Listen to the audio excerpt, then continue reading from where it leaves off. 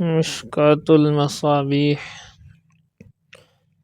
الفصل الثالث، تیسری فصل۔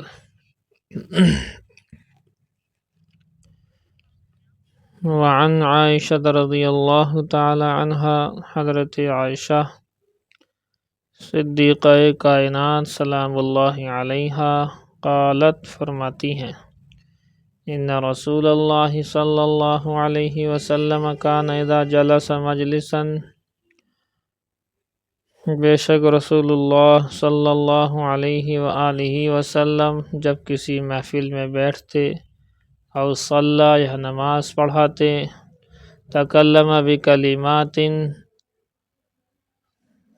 تو بولتے چند کلمات، فسألتہ عن الکلمات میں نے سوال کیا ان کلمات کے بارے میں، فقال تو حضور اکرم صلی اللہ علیہ وآلہ وسلم نے ارشاد فرمایا، ان تکلم بخیر کان طابعا علیہن الی یوم القیامہ،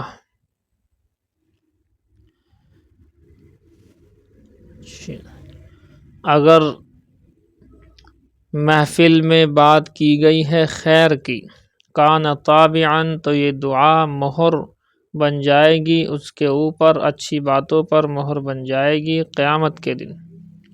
وَإِن تُكُلِّمَ بِشَرٍ اور اگر بات کی گئی ہے برائی کی محفل میں، کان کفارۃ لہ تو یہ برائی والی باتوں کی جانب سے کفارہ بن جائے گی۔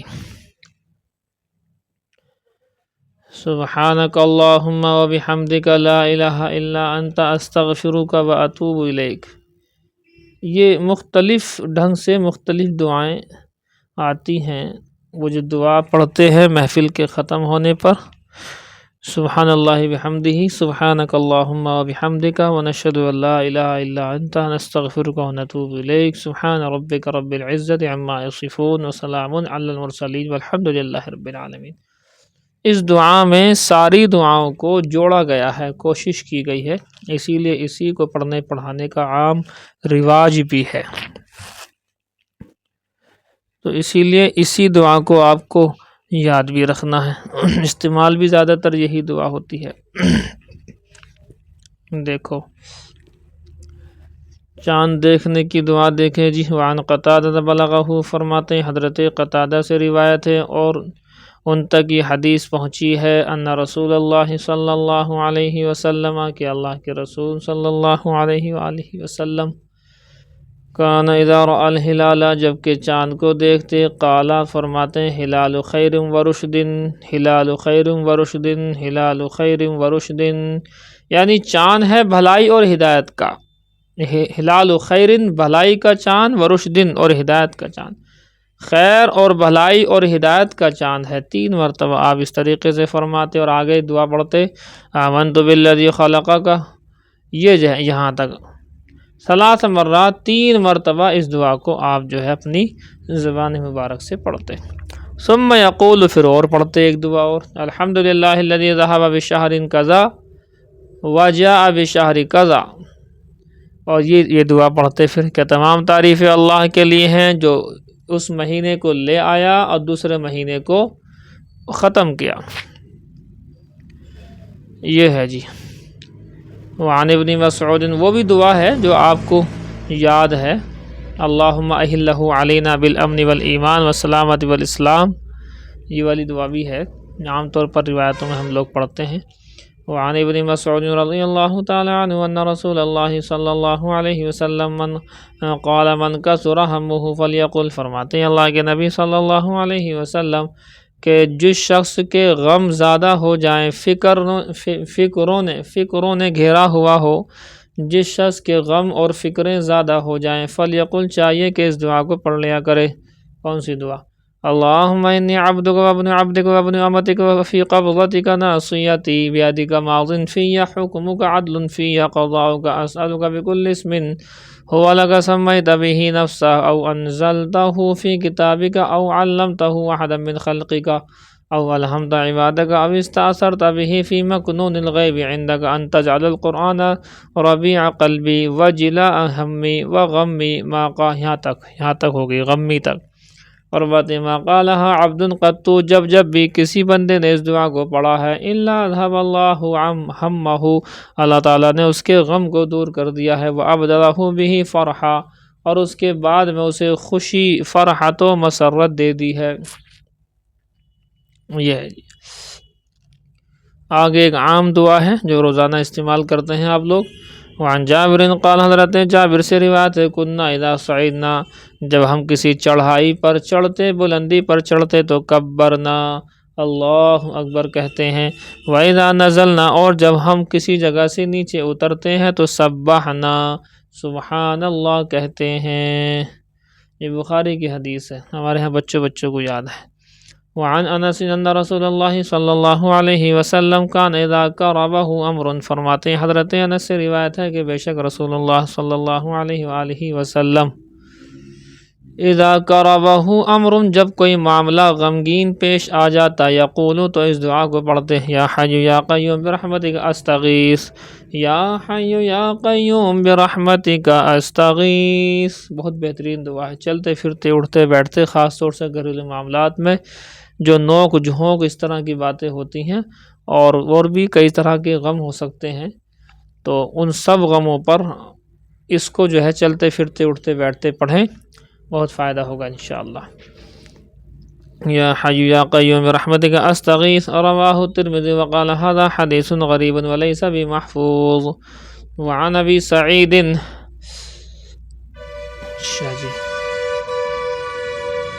یہ فون کٹا ہے، کن کا کٹا ہے دیکھو جی. وعن ابی سعید خدری رضی اللہ عنہ قال فرماتے ہیں حضرت ابو سعید خدری سے روایت ہے فرماتے ہیں قلنا یوم الخندق یا رسول اللہ ہم نے کہا غزوہ خندق کے دن کی بات ہے اے اللہ کے رسول ہم نے کہا ہے اللہ کے رسول حل من شیء نقولہ کیا کوئی ایسی چیز ہے کوئی ذکر ہے جسے ہم پڑھیں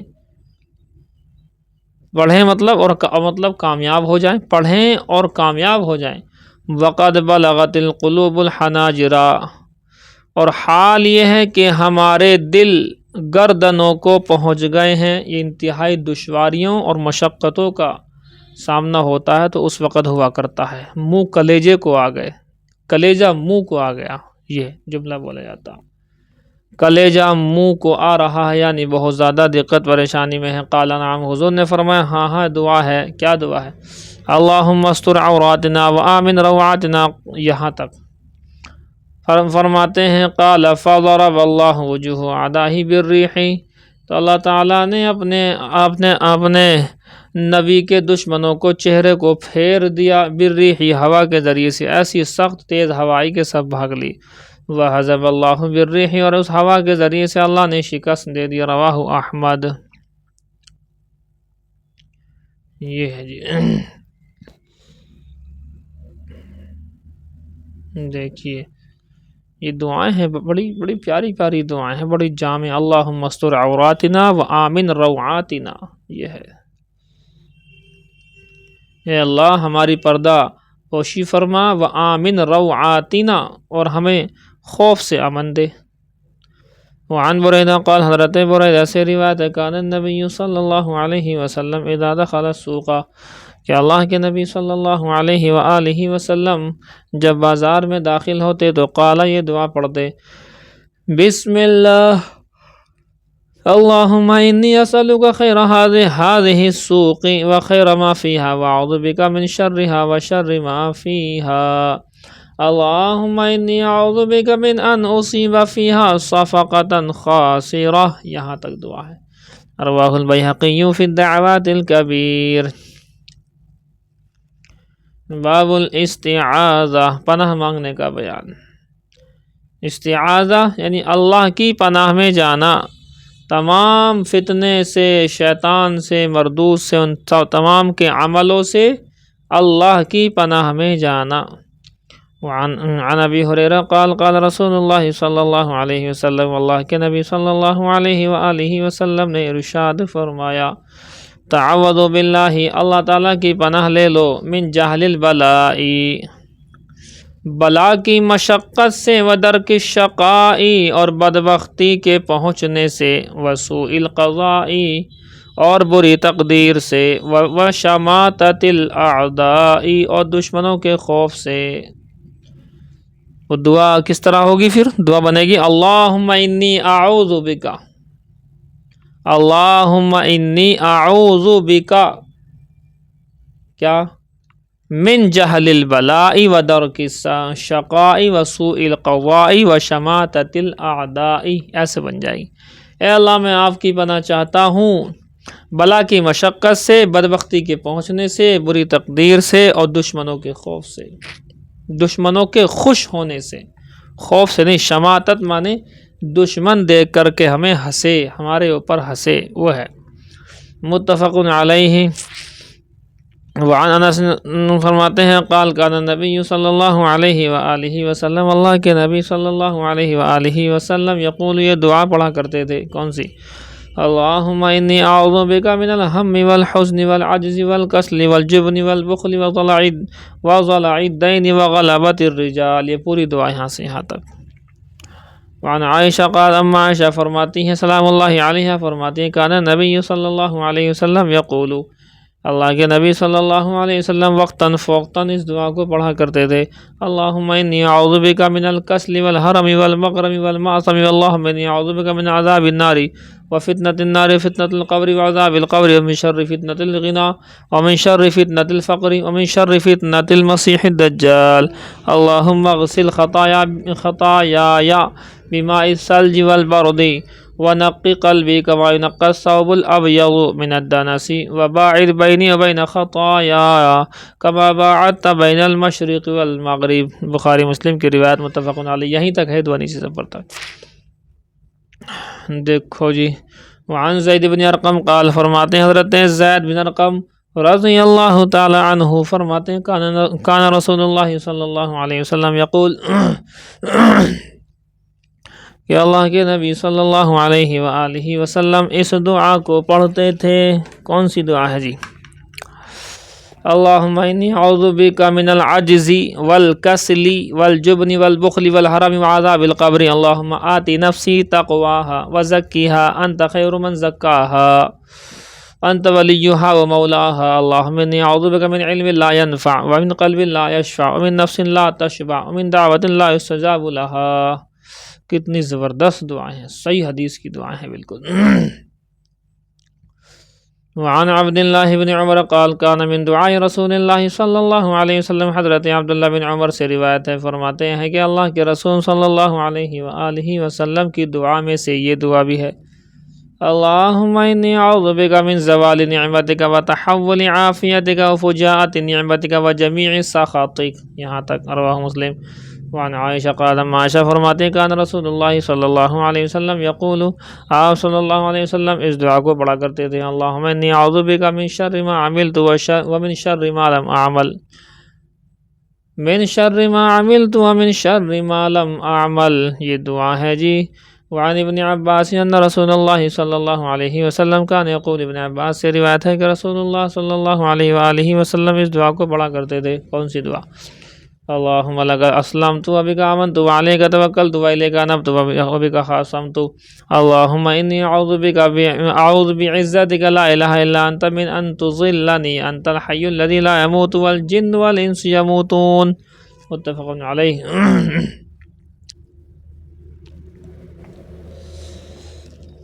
یہ ہے جی الفصل الثانی، بس اتنے رہن دو۔ اب یاد کے حساب سے پڑھو، خالی پڑھنے کے حساب سے نہیں، آگے امتحان جلد ہی آ جائیں گے۔ اب کتنی دیر لگتی، مہینے 2 مہینے امتحان ہو جاتے ہیں، تو آپ لوگ جو ہے یاد ضرور کرتے رہو، ورنہ اس سال آپ کا واپس کیا جائے گا۔ ہدایہ قال، صاحب قدوری فرماتے ہیں وَيُنْفِقُ عَلَى زَوْجَتِهِ، اور خرچ کرے گا اس کے بیوی پر، وَأَوْلَادِهِ، اور اس کی اولاد پر، مِنْ مَالِهِ، اس کے مال سے۔ مفقود الخبر، غائب ہو گیا ایک آدمی تو اس کی آل اولاد پر اس کے مال سے خرچ کرنے کا کوئی نہ کوئی ذمہ دار ہونا چاہیے تاکہ مال ضائع نہ ہو۔ وَلَيْسَ هَذَا الْحُكْمُ مَقْصُورًا عَلَى الْأَوْلَادِ، اور یہ حکم منحصر نہیں ہے اولاد کے اوپر، بل یعم جمیع قرابۃ الولاد، بلکہ یہ عام ہے تمام کے تمام ولادت کے رشتہ داروں کو۔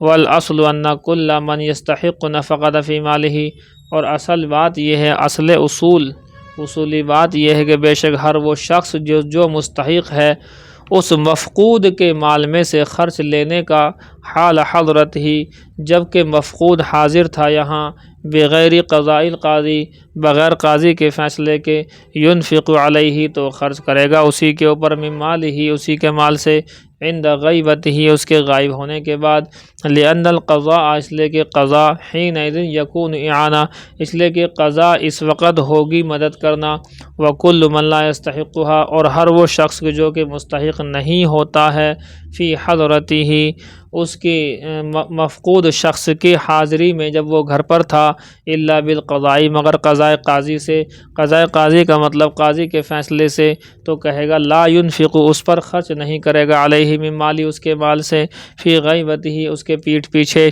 مفقود کے پیٹھ پیچھے وہ شخص جس نے ذمہ داری لی ہے مال کے خرچ کرنے کی، اب وہ خرچ نہیں کر سکتا، لأن النفقۃ حینئذ تجب بالقضاء، اس لیے کہ خرچہ اس وقت ہو جائے گا واجب قضاء سے، اور والقضاء علی الغائب، اور قضاء علی الغائب ممتنع، منع ہے، غائب کے خلاف کچھ بھی مقدمہ کرنا اور قاضی کا فیصلہ کرنا منع ہے۔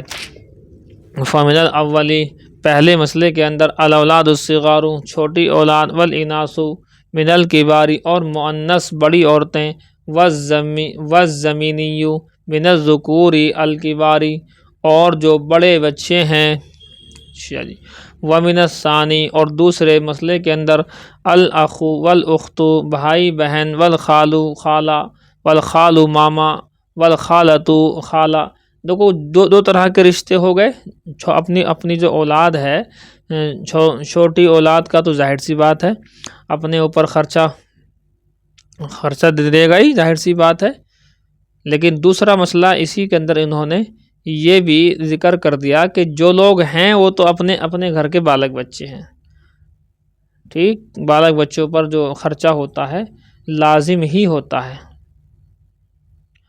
کون کون ہو سکتے ہیں؟ چھوٹے چھوٹے بچے، گھر کی عورتیں، والزمینی، اور من الذکور الکبار، بڑے بچے ہوں لیکن اپاہج ہوں، تو بڑے بچے اپاہج کا خرچہ بھی باپ کے اوپر ہوتا ہے، تو ان پر تو خرچ کر دیں گے، لیکن یہ جو ہے بھائی بہن، ماموں خالہ، ان کے اوپر خرچ کرنا کوئی واجب نہیں ہوتا ہے، ان کے گھر والے دیکھیں گے تو ان کے اوپر خرچ نہیں کرے گا۔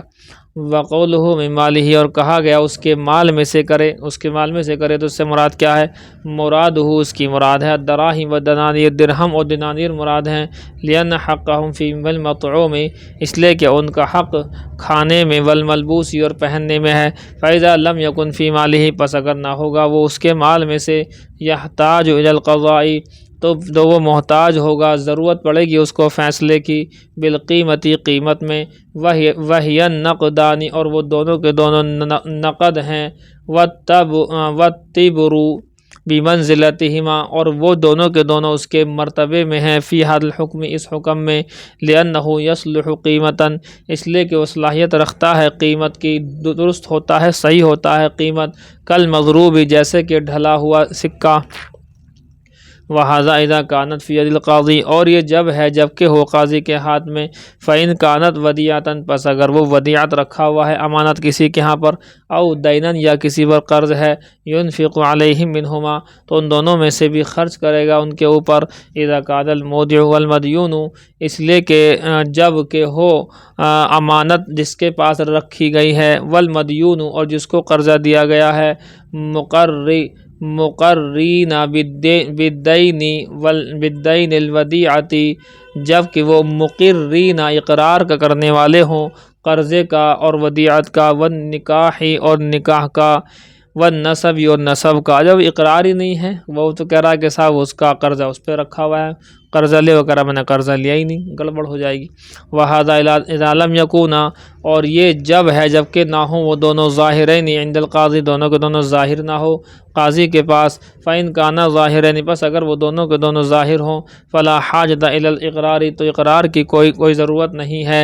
وَإِنْ كَانَ أَحَدُهُمَا، اور اگر ان دونوں میں سے ایک ظاہر الودیعۃ والدین او النکاح والنسب، ظاہر ہو امانت اور قرضہ یا نکاح اور نسب، تو یشترط الاقرار، تو شرط ہے اس کے اندر اقرار، بما لیس بظاہر، اس وجہ سے کہ وہ ظاہر نہیں ہے۔ ھذا هو الصحیح، یہی مسئلہ زیادہ صحیح ہے۔ فإن دفع المودع بنفسه، پس اگر اس نے ودیعت رکھنے والے نے دے دیا اپنے آپ، او من علیہ الدین، یا اس شخص نے جس نے قرضہ دیا، جس کے اوپر قرضہ تھا، اس نے بغیر امر قاضی، بغیر قاضی کے فیصلے کے مال دے دیا، یضمن المودع، تو یہ ضامن ہوگا، ودیعت دینے والا، امانت دینے والا بھی ضامن بنے گا۔ ولا یبرأ المدیون، اور بری نہیں قرار دیا جائے گا اس قرض والے کو جس کو قرض دیا گیا تھا۔ لأنہ ما ادى الى صاحب الحق، اس لیے کہ جو اس نے ادا کیا ہے اس نے ادا نہیں کیا ہے صاحب حق کو کچھ بھی، ولا الى نائبہ، اور نہ ہی اس کے نائب کو، کیونکہ جو آدمی غائب ہو گیا تو یہ جو شخص جس نے اس کے مال کے خرچ کرنے کی اٹھانے کی ذمہ داری لی، نہ تو یہ صاحب حق ہے اور نہ ہی اس کا نائب ہی ہے، اس نے تو بنایا ہی نہیں، وہ بیچارہ ہے ہی نہیں ہے، تو لہذا یہ مال ادا نہیں ہوگا۔ بخلاف ما اذا دفع بامر القاضی، برخلاف اس بات کے کہ جب کہ وہ دے دے قاضی کے فیصلے سے، لأن القاضی نائب عنہ، اس لیے کہ قاضی تو نائب ہوتا ہے اس کی جانب سے، ہاں اس کے فیصلے سے ہوگا تو ادا ہو جائے گا، دوبارہ کی ضرورت نہیں ہے۔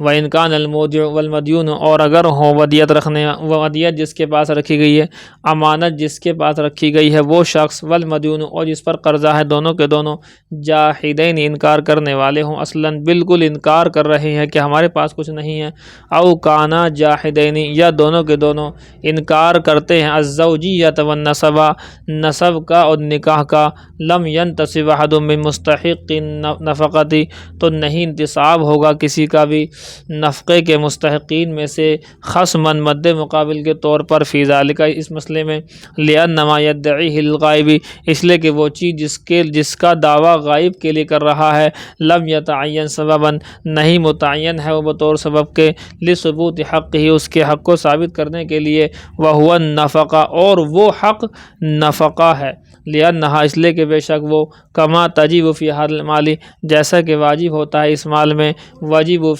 تجب فی آخر ما فی مال آخر المفقود، اسی طریقے سے واجب ہوتا ہے مفقود کے دوسرے مال میں بھی۔ قال صاحب قدوری فرماتے ہیں، اتنا ہی رہنے دو، ادھر یاد کرتے رہو ہلکا ہلکا، بس اب اسی لیے ترجمہ کرا رہا ہوں۔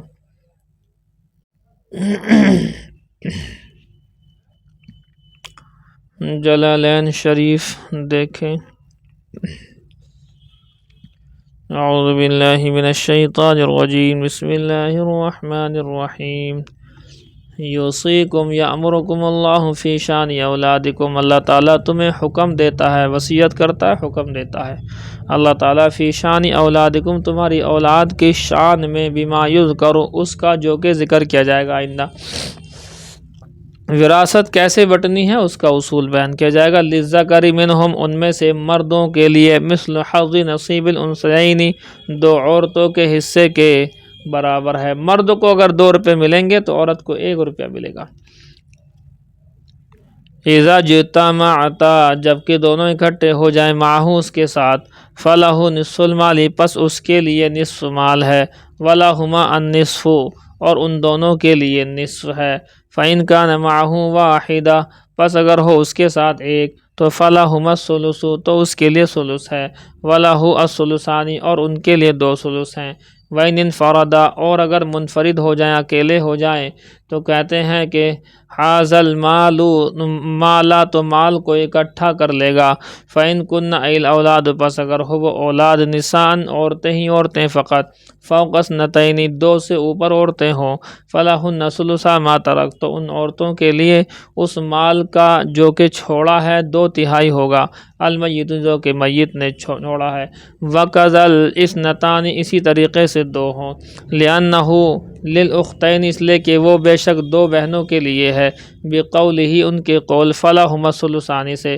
ان دونوں کے لیے الثُّلُثَان ہے 2 ثلث ہے، مما ترکا اس مال میں سے جو کہ چھوڑا ہے، فہما اولا پس وہ زیادہ مستحق ہے اس بات کے، وَلِأَنَّ الْبِنْتَ اور اس لیے کہ بے شک بیٹی تستحق الثُّلُثَ ثلث کی مستحق ہوا کرتی ہے، مع الذَّکر مرد کے ساتھ میں، فمن الانثیٰ پس عورتوں کے ساتھ میں اولا زیادہ مستحق ہے اس بات کی، وفوق اور کہا گیا اور اس کے اوپر صلۃ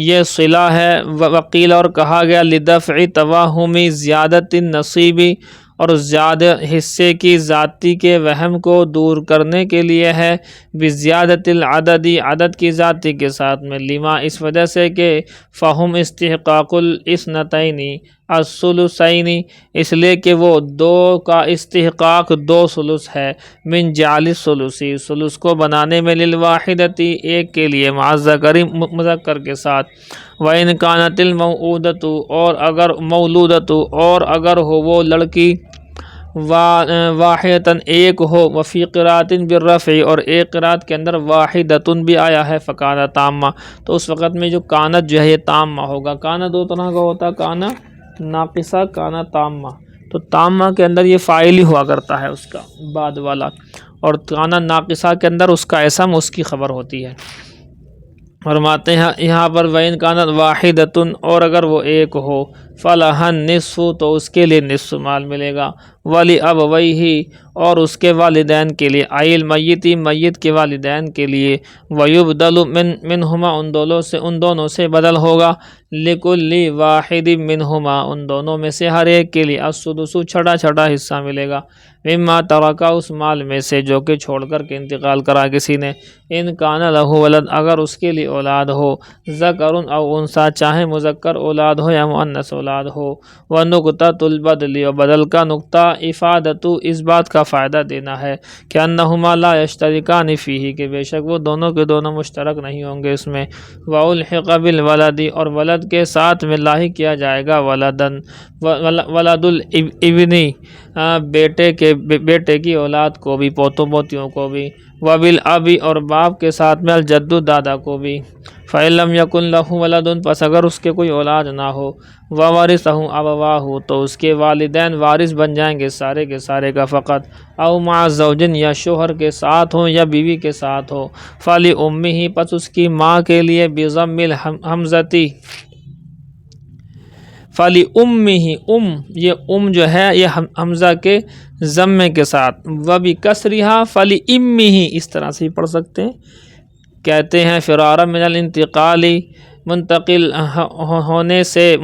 ہونے سے بھاگنے کی وجہ سے، من ضمۃ الی کسرۃ ضمے سے کسرے کی جانب، لثقلہ اس کے بھاری ہونے کی وجہ سے، فی الموضعین دونوں جگہ کے اندر، یہ لفظ اور جو ہے اس کے اندر 2 ہیں، پڑھ سکتے ہیں پڑھ سکتے ہیں، الثلث اور ماں کے لیے تہائی ہوگا، ای ثلث المال یعنی پورے کے پورے مال کا تہائی ہوگا، 3 روپے میں سے 1 روپیہ، 3 لاکھ میں سے 1 لاکھ، ای ما یبقى بعد الزوج یعنی وہ جو کہ باقی رہ گیا شوہر کے بعد، شوہر یا بیوی کو دینے کے بعد جو بچا، والباقی للابی اور باقی جتنا بچے گا وہ باپ کے لیے ہے، فإن کان لہ اخوة اثنان فصاعدا پس اگر اس کے چند بھائی ہوں، 2 بھائی ہوں یا اس سے زیادہ ہوں، ذکور و اناث یہ جو ہے بھائی بہن چاہے مرد ہوں یا مذکر ہوں یا مؤنث ہوں، یعنی بھائی بہن ہوں، پس اگر اس کے بھائی بہن 2 یا 2 سے زائد ہوں، فلأمہ سدس تو اس کی ماں کے لیے چھٹا حصہ ہوگا، والباقی للاب اور باقی سارے کا سارا باپ کے لیے ہوگا،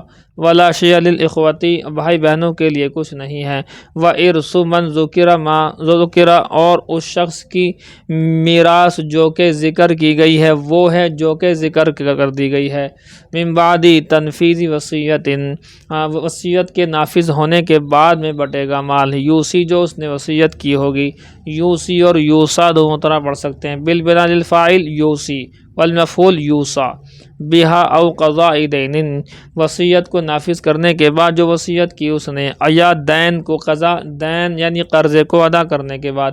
ظاہر سی بات ہے وراثت جو بڑھتی ہے سب سے پہلا اصول یہ کہ اسی میں سے کفن دفن کا انتظام ہو۔ اب عام طور پر کفن دفن کا انتظام تو اور لوگ ہی دے دیتے ہیں۔ نمبر 2 پر جو قرضہ ہے اس کو دیا جائے گا۔ نمبر 3 پر کوئی اگر وصیت کی ہے تو 1/3 میں سے اس کو ادا کیا جائے گا۔ اب نمبر 4 پر مال کے بٹنے بٹانے کا اصول ہے۔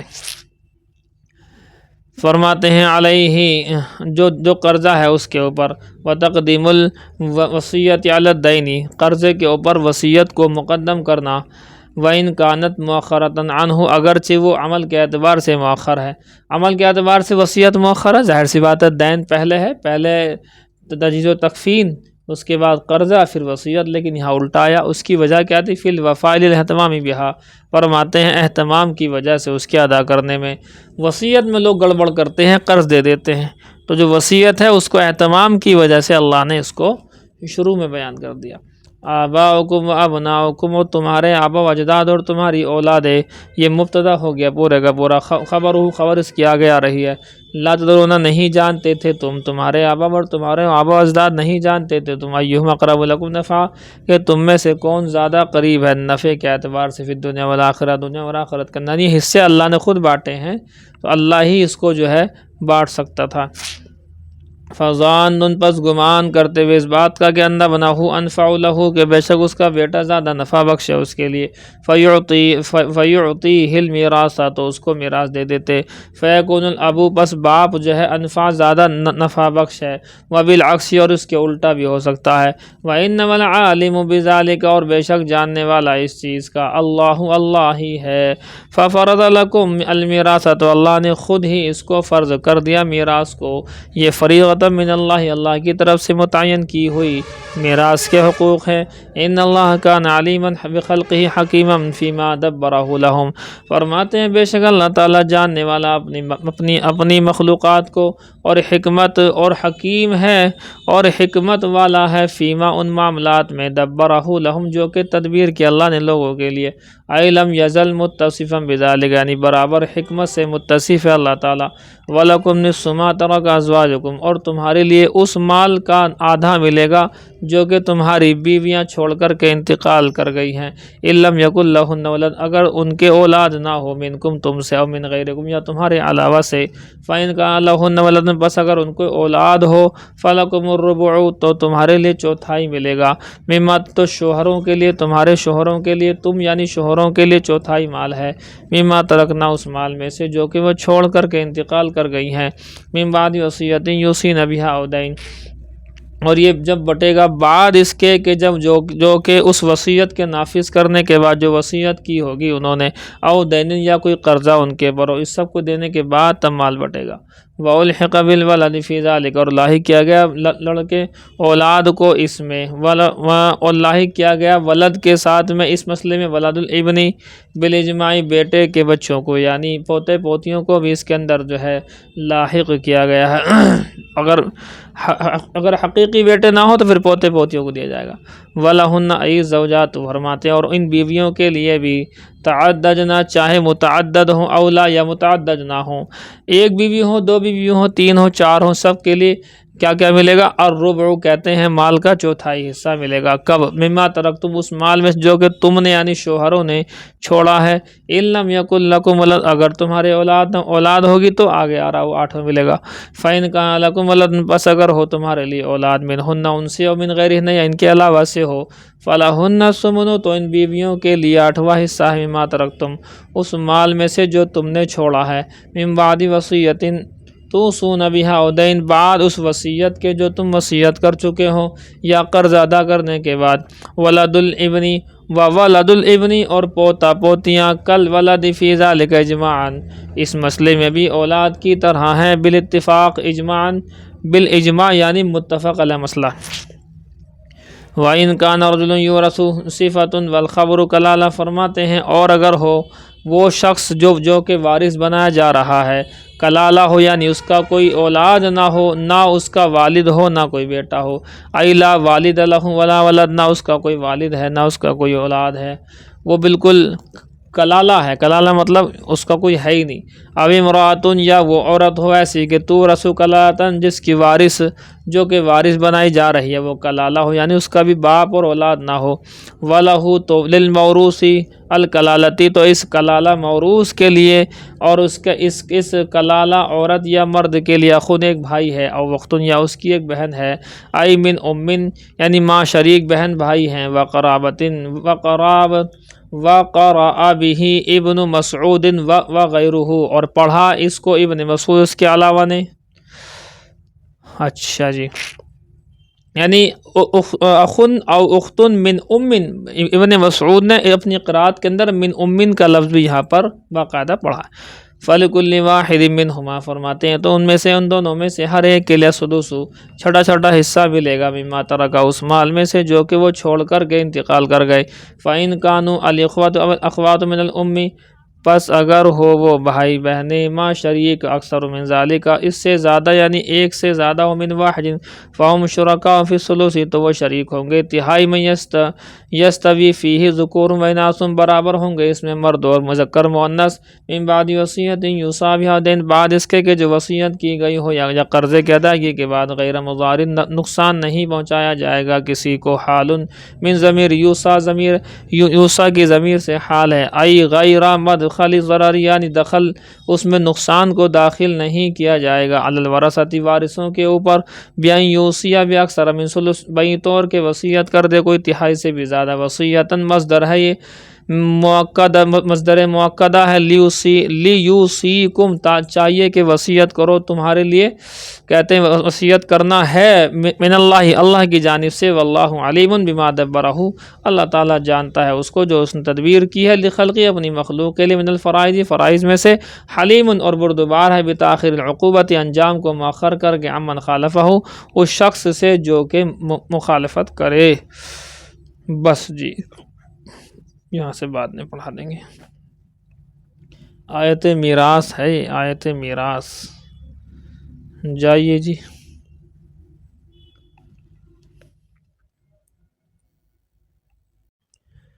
نسائی شریف باب فضل صلاۃ العشاء، یہ باب ہے عشاء کی فضیلت کے سلسلے میں۔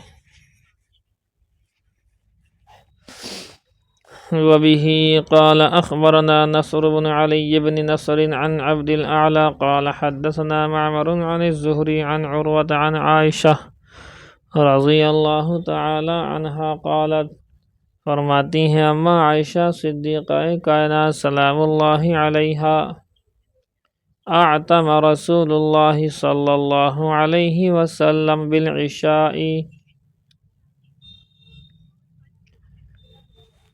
کہ اللہ کے رسول صلی اللہ علیہ وسلم نے عشاء کو مؤخر کر دیا۔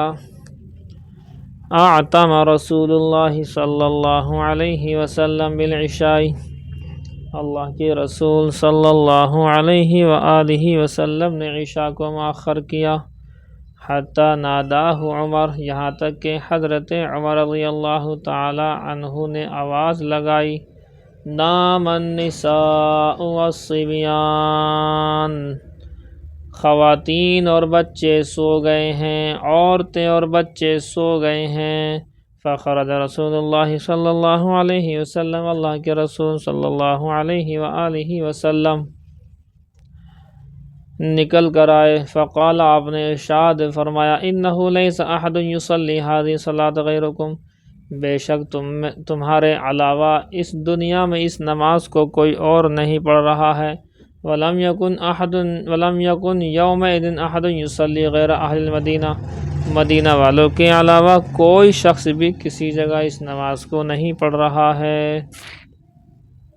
یہ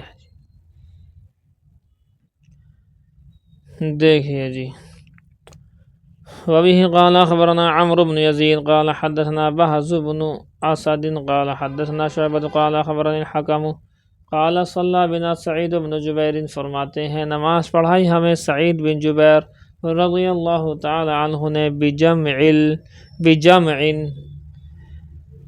مزدلفہ میں جمع کر کے پڑھائی، دونوں نمازیں ایک ساتھ۔ مزدلفہ جمع مانے مزدلفہ، کون کون سی؟ المغرب ثلاثہ باقامت، ایک اقامت سے 3 رکعت مغرب کی، ثم سلم، پھر سلام پھیرا، ثم صلی العشاء رکعتین، پھر 2 رکعت عشاء کی، ثم ذکر، پھر ذکر کیا، ان عبداللہ بن عمر، حضرت عبداللہ بن عمر فعل ذلك، ایسا ہی کیا، وذکر ان رسول اللہ صلی اللہ علیہ وسلم فعل ذلك، بے شک، اور ذکر کیا اس بات کو کہ بے شک رسول اللہ صلی اللہ علیہ وآلہ وسلم نے بھی ٹھیک ایسا ہی کیا تھا۔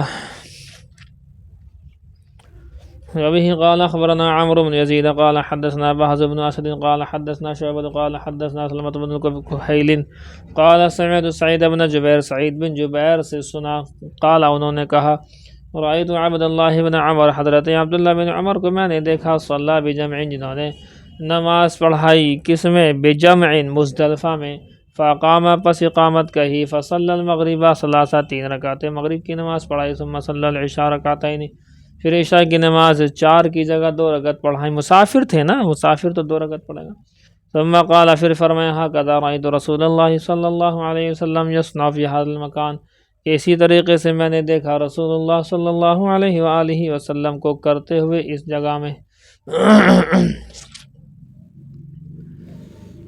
باب فضل صلاۃ الجماعہ، دیکھو اس میں اوپر 2 مرتبہ آ گئی، یہ راوی حضرت سعید بن جبیر آ گئے۔ سعید بن جبیر بڑے یونیک تابعی ہیں رحمۃ اللہ علیہ، مستجاب الدعوات ہے۔ عجیب غریب ایک واقعہ لکھا ہے، سن لو۔ حجاج بن یوسف جو بدبخت تھا، بڑا ظالم تھا، اس نے 1.25 لاکھ کے لگ بھگ صحابہ، تابعین، طبع تابعین کو مارا ہے، مسلمانوں کو مارا ہے، اس نے بہت ساروں کو، مسلمان تھا یہ بھی۔ حجاج بن یوسف، اسی نے مکہ پر حملہ کیا تھا، کعبہ توڑا تھا، یزید کی طرف سے تھا۔ کہتے ہیں اس نے جب یہاں پر یہ آیا، یہ کوفے میں آیا، اس علاقے میں آیا، تو اس نے آ کر کے یہ کہا کہ بھئی مجھے یہاں پر کیا کروں؟ تو بہت سے لوگوں نے بتایا کہ یہاں 50-60 علماء ایسے ہیں، بڑے بڑے اکابرین ہیں کہ جو ہاتھ اٹھا کر بد دعا کر دیں تو آدمی ہلاک و برباد ہو جائے، تیری یہاں نہیں چلے گی۔ کہنے لگا لو میں ان کا پہلے انتظام کرتا ہوں۔ اس نے تمام کے تمام جتنے بھی بزرگ تھے، اللہ والے تھے، یہ 50-60 جو نامی گرامی مشہور و معروف تھے، ان سب کی دعوت کر دی۔ اب سارے کے سارے بزرگ وقت کے گورنر کی دعوت کھانے کے لیے چلے آئے، اور اس نے ان کی دعوت کے لیے حرام مال کا انتظام کر لیا، حرام اور ناجائز مال کہیں سے لے لیا، کہیں سے چھینا چھانا، بہرحال وہ ناجائز تھا۔ اسی پیسے سے ان کی دعوت کی، سارے بزرگ آ گئے، پھنس گئے، لیکن یہ سعید بن جبیر نہیں آئے۔ یہ سعید بن جبیر اپنے گھر پر رہے، باقی سارے کے ساروں نے وہ جو ہے حرام مال کھا لیا، اور وہاں سے تحفے تحائف لے کر اپنے اپنے گھروں کو پہنچ گئے۔ اب کہنے لگا حجاج بن یوسف، اب میں بے فکر ہوں، ان کی دعا میرے خلاف قبول نہیں، بلکہ ان کی دعا تو اپنے لیے بھی قبول نہیں ہوگی، چونکہ میں نے انہیں حرام مال جو ہے کھلا دیا ہے۔ خبر لگی ایک بزرگ نہیں آئے، سعید بن جبیر رحمۃ اللہ علیہ جو تابعین میں سے ہیں، بڑے بزرگ ہیں، نہیں آئے، مستجاب الدعوات تھے۔ اس نے اس بات کی توہین سمجھی، کہا کہ سعید بن جبیر کو پکڑ کر کے لاؤ، ماریں گے، اس لیے کہ ہماری دعوت کی کیسے اس نے توہین کر دی، بدبخت تھا۔ حضرت سعید بن جبیر کے پاس جب پکڑنے کے لیے پہنچے تو انہوں نے گھر والوں سے بدائی لی اور کہا کہ اب تو واپس آنا نہیں ہوگا، اور نماز پڑھ کر اللہ سے دعا کی، بلکہ اس کے خلاف بد دعا کی۔ کہنے لگے یا اللہ، اس ظالم نے کتنوں کو مار ڈالا ہے، کتنوں کو مارے گا، اے اللہ میں اپنی قربانی دینے کے لیے تیار ہوں، لیکن میری دعا یہ ہے کہ میرے بعد یہ کسی کو بھی نہ مار سکے، ایسا کر دینا اس کو، ایسی پریشانی بیماری کے اندر مبتلا کر دینا اس بدبخت کو کہ میرے قتل کے بعد آخری، یعنی میرا ہی قتل اس کے ہاتھوں آخری ہو، کسی اور کا میرے بعد یہ قتل نہ کر سکے۔ یہ دعا قبول ہو گئی۔ حضرت سعید بن جبیر چلے گئے، اس بدبخت نے انہیں مروا دیا، شہید کرا دیا۔ شہید ہونے کے بعد میں اس کے گلے میں گلٹی نکلی، بیماری لگ گئی، ایسی بیماری لگی کہ بدبخت گل گل کر کے مرا، اور اس میں جو ہے اس کا انتقال ہو گیا۔ باقی اللہ معاف کرے تو معاف کرے، کون کیا بگاڑ سکتا ہے، اللہ کی مرضی ہے۔ عمل کو غلط کہہ رہے ہیں ہم ہمیشہ عمل کو غلط کہتے ہیں۔ یہ ہے جی حضرت سعید بن جبیر، جن کا آپ نے 2 مرتبہ، اس سے پہلے بھی روایت آئی تھی، میں سوچ رہا تھا یہ واقعہ سناؤں آپ کو وہاں، لیکن ٹائم کی قلت کی وجہ سے نہیں سنایا تھا۔ باب فضل صلاۃ الجماعہ، جماعت سے نماز ادا کرنے کی فضیلت کا بیان۔ یہ ایک مشہور روایت ہے۔ کیا ہے یہ؟ دیکھیں پہلے تو اس میں دیکھ لیجیے آپ، یہ تو روایت آپ نے بخاری میں پڑھی ہے، مشہور روایت۔ وَبِهِ قَالَ أَخْبَرَنَا قُتَيْبَةُ عَنْ مَالِكٍ عَنْ أَبِي الزِّنَادِ عَنِ الْأَعْرَجِ عَنْ أَبِي هُرَيْرَةَ أَنَّ رَسُولَ اللَّهِ صلی اللہ علیہ وسلم قال، کہ اللہ کے رسول صلی اللہ علیہ وآلہ وسلم نے ارشاد فرمایا، يَتَعَاقَبُونَ فِيكُم مَلَائِكَةٌ بِاللَّيْلِ وَمَلَائِكَةٌ بِالنَّهَارِ، کہ پے در پہ آتے رہتے ہیں تمہارے پاس رات کے فرشتے اور دن کے فرشتے آتے جاتے رہتے ہیں۔ وَيَجْتَمِعُونَ فِي صَلَاةِ الْفَجْرِ وَصَلَاةِ الْعَصْرِ، اور فجر کی اور عصر کی نماز میں اکٹھا ہو جاتے ہیں دونوں وقت کے فرشتے۔ ثُمَّ يَعْرُجُ الَّذِينَ بَاتُوا، پھر وہ فرشتے جنہوں نے رات گزاری تھی، فیکم تمہارے پاس، فَيَسْأَلُهُمْ، تو اللہ تعالیٰ ان سے سوال کرتا ہے، جب پہنچ جاتے ہیں تو اللہ تعالیٰ ان سے پوچھتا، وَهُوَ أَعْلَمُ، حالانکہ اللہ تعالیٰ ان کو ان سے زیادہ جانتا ہے۔ کیف ترکتم عبادی، فرشتوں بتاؤ تم نے میرے بندوں کو کیس حال میں چھوڑا ہے۔ فیقولون، وہ کہتے ہیں، ترکناہم وہم یصلون وآتیناہم وہم یصلون، کہ جب ہم نے چھوڑا تو وہ نماز پڑھ رہے تھے، اور جب ہم ان کے پاس گئے تھے وہ تب بھی نماز میں تھے۔ یہ ہے جی اگلی روایت۔ وبه قال أخبرنا كثير بن عبيد قال حدثنا محمد بن حرب عن الزبير عن الزهري عن سعيد بن المسيب عن أبي هريرة أن رسول الله صلى الله عليه وسلم قال، بے شک رسول اللہ صلی اللہ علیہ وآلہ وسلم نے ارشاد فرمایا، تفضل صلاة الجميع على صلاة أحدكم، فرماتے ہیں کہ تنہا نماز کے مقابلے میں جماعت کی نماز فضیلت رکھتی ہے، ب25 جزءا، 25 درجے، 25 گنا زیادہ ثواب، ایک نماز کا ثواب 25 گنا۔ وَيَجْتَمِعُ مَلَائِكَةُ اللَّيْلِ وَالنَّهَارِ، اور اکٹھا ہو جاتے ہیں رات کے اور دن کے فرشتے، فی صلاۃ الفجر، فجر کی نماز میں، وَقْرَؤْا إِن شِئْتُمْ، اگر تم چاہو تو اس آیت کو پڑھ لو، یہ بھی آپ نے بخاری کے اندر روایت پڑھی ہوئی ہے۔ وَقُرْآنَ الْفَجْرِ، اور فجر کا قرآن، إِنَّ قُرْآنَ الْفَجْرِ كَانَ مَشْهُودًا، فجر میں قرآن کریم پڑھنے کے وقت میں کان مشہودا، فرشتوں کے حاضری کا وقت ہوتا ہے۔ یہی بالکل روایتیں آئی ہیں، اگلی والی بھی۔ وبه قال أخبرنا عمرو بن علي ويعقوب بن إبراهيم قال حدثنا يحيى بن سعيد عن إسماعيل قال حدثني أبو بكر بن عمارة بن رويبة عن أبيه قال سمعت رسول الله صلی اللہ علیہ وسلم يقول، فرماتے ہیں اللہ کے رسول صلی اللہ علیہ وآلہ وسلم کو ارشاد فرماتے ہوئے سنا، لا يلج النار أحد صلى قبل طلوع الشمس وقبل أن تغرب، ہرگز داخل نہیں ہوگا جہنم میں وہ شخص جس نے نماز پڑھی ہو طلوع شمس سے پہلے، یہ کون سی نماز بنے گی؟ فجر کی نماز بنے گی۔ وقبل ان تغرب، اور غروب سے پہلے یہ کون سی بنے گی؟ عصر کی نماز بنے گی۔ فجر اور عصر زیادہ اہمیت کے ساتھ ذکر کر دی۔ یہ ہے باب فرض القبلہ، یہ قبلے کی فرضیت کا باب ہے۔ یہ تو آپ کو معلوم ہی ہے، نماز کے فرائض یاد ہے کسی کو؟ 7 باہر کے 6 اندر کے؟ تھوڑا سی بات سنو، جب یاد کرائیں گے اس کو، ابھی ہم تھوڑی سی بات یہ سنو۔ دیکھو 7 باہر کے 6 اندر کے سارے فرائض ہی ہیں، 13 فرائض، لیکن جو باہر کے فرائض ہیں ان کو شرائط کہتے ہیں، جو باہر کے فرائض ہیں ان کو شرائط کہتے ہیں، اور جو اندر کے فرائض ہیں ان کو ارکان کہتے ہیں۔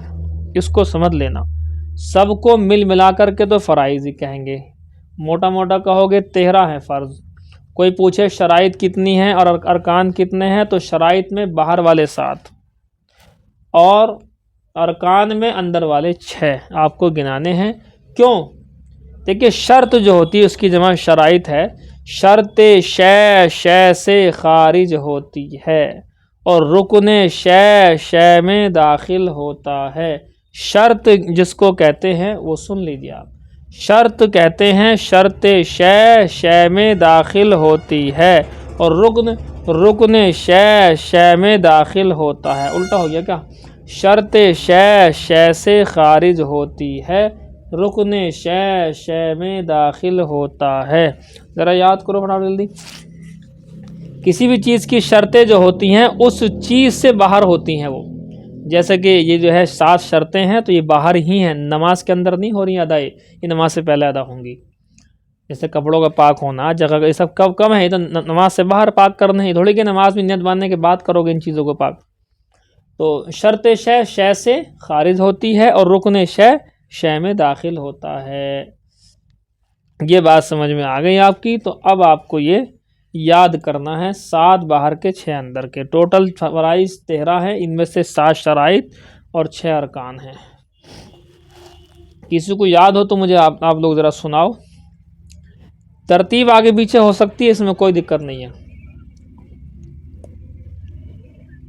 دیکھو ٹھیک، بدن، کپڑے، سطر، 4 جگہ، چلو نماز کا وقت پہچاننا، ٹھیک، 5 قبلہ طرف رخ کرنا، 6 نیت کرنا، یہ ہو گئے 7 باہر کے۔ نہیں یہ اندر کے چلے جائیں گے آپ، یہ 7 یہیں رک جاؤ، نیت تک رک جاؤ، یہ 7 باہر کے ہو گئے۔ شرائط ہیں، یہ فرائض بھی ہیں شرائط بھی ہیں، سن ماری بات نہیں بھائی، فرائض تو عام لفظ ہے، فرائض میں تو سب آ گئے، 7 اندر کے 7 باہر کے 6 اندر کے، یہ سب ہیں فرائض۔ لیکن الگ الگ کوئی پوچھے تو کیا کہو گے؟ باہر والوں کو شرائط کہتے ہیں، اندر والوں کو ارکان۔ تو آپ نے شرائط سنا دی ہیں 7، اب ارکان سناؤ۔ نمبر 1 ٹھیک، صحیح ہے، ٹھیک، دوسرا قیام، نمبر 3 ٹھیک، نمبر 3 قرات، رکوع، رکو کیسے ہوئی؟ نمبر 1 تکبیر تحریمہ، نمبر 2 قیام، نمبر 3 قرات، اس کے بعد چلو ہاں رکوع، صحیح ہے،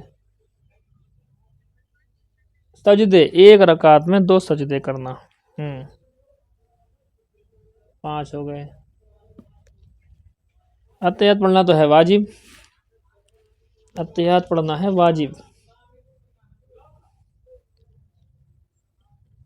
اتنی ذمہ داری آپ لوگوں کی پڑھانے کی ہے، اتنی ذمہ داری ہمیں اپنی بیوی کے پڑھانے کی بھی تو ہے، اس کو کون پڑھائے گا؟ پھر ہم نہیں پڑھائیں گے تو فون لگایا ہم نے۔ اب بتاؤ نمبر 6 قاعدہ اخیرہ، ہاں یہ کہہ سکتے ہیں، اصل میں ہے قاعدہ اخیرہ میں التحیات کی مقدار بیٹھنا، یہ فرض ہے، مکمل قاعدہ اخیرہ فرض نہیں ہے۔ مان لیجیے التحیات پڑھ لیا آپ نے تو فرض ادا ہو گیا ہے، اب درود شریف تک بیٹھے رہنا یہ نہیں ہے فرض، بلکہ یہ ہے واجب رہ جائے گا، یوں کہہ لو، آگے سلام بھی پھیرنا وہی واجب ہے، اور جو ہے سنت مؤکدہ ہے، کیا؟ درود شریف پڑھنا سنت مؤکدہ ہے، آگے دعا پڑھنا مستحب ہے، اس کے بعد سلام پھیرنا کیا ہے؟ واجب ہے۔ تو یہ واجب اور سنت مؤکدہ رہ گئے نا ابھی، لیکن فرض اگر پوچھے کوئی تو آخری قاعدہ اخیرہ میں التحیات کی مقدار بیٹھنا، اس سے فرض ہو جاتا ہے ادا، سمجھ میں آئی جی بات؟ اور رہا مسئلہ التحیات کے پڑھنے کا، یہ کیا ہے؟ التحیات پڑھنا ہے واجب، اور التحیات کی مقدار بیٹھنا ہے فرض، بات سمجھ میں آئی نہیں؟ اب جب التحیات پڑھیں گے تو اتنی مقدار بھی بیٹھنا ہو جائے گا، دونوں کام ہو جائیں گے۔ یہ اصل میں تھوڑی سی باتیں ہوتی اس میں دماغ گھومتا ہے بندے کا. کیسے؟ میں آپ کو بتاؤں. دعائے قنوت کیا ہے؟ بولو، دعائے قنوت پڑھنا کیا ہے؟ واجب ہے. سناؤ، دو چار بول سنا دو. یہ پڑھنا سنت ہے، یہ واجب نہیں ہے. دعائے قنوت پڑھنا واجب ہے، لیکن اللہم انا نستعینک کا پڑھنا سنت ہے. اسی سنت سے واجب بھی ادا ہو جاتا ہے اور سنت بھی ادا ہو جاتی ہے. اب کیا مطلب ہوا اس کا؟ دماغ گھومے گا نہیں گھومے گا؟ دعائے قنوت کا مطلب اللہم انا نستعینک کا نہیں ہے. دعائے قنوت کا مطلب ہے کہ دعا پڑھنا ہے کوئی سی بھی. اگر آپ نے ربنا آتنا فی الدنیا حسنہ اس دعا کو پڑھ لیا، آپ کا دعا قنوت کا واجب ادا ہو گیا. اگر آپ نے ربنا لا تجعلنا فتنۃ للقوم الظالمین کی دعا پڑھ دی، آپ کا واجب ادا ہو گیا. A to Z جتنی بھی ربنا کی دعائیں آپ کو یاد ہیں، آپ نے ربنا لا تزغ قلوبنا پڑھ دیا، اس طرح کی دعا پڑھ دی، آپ کا واجب ادا ہو گیا. اس لیے کہ مطلقاً دعا پڑھنا واجب ہے. دعائے قنوت سے مراد کیا ہے؟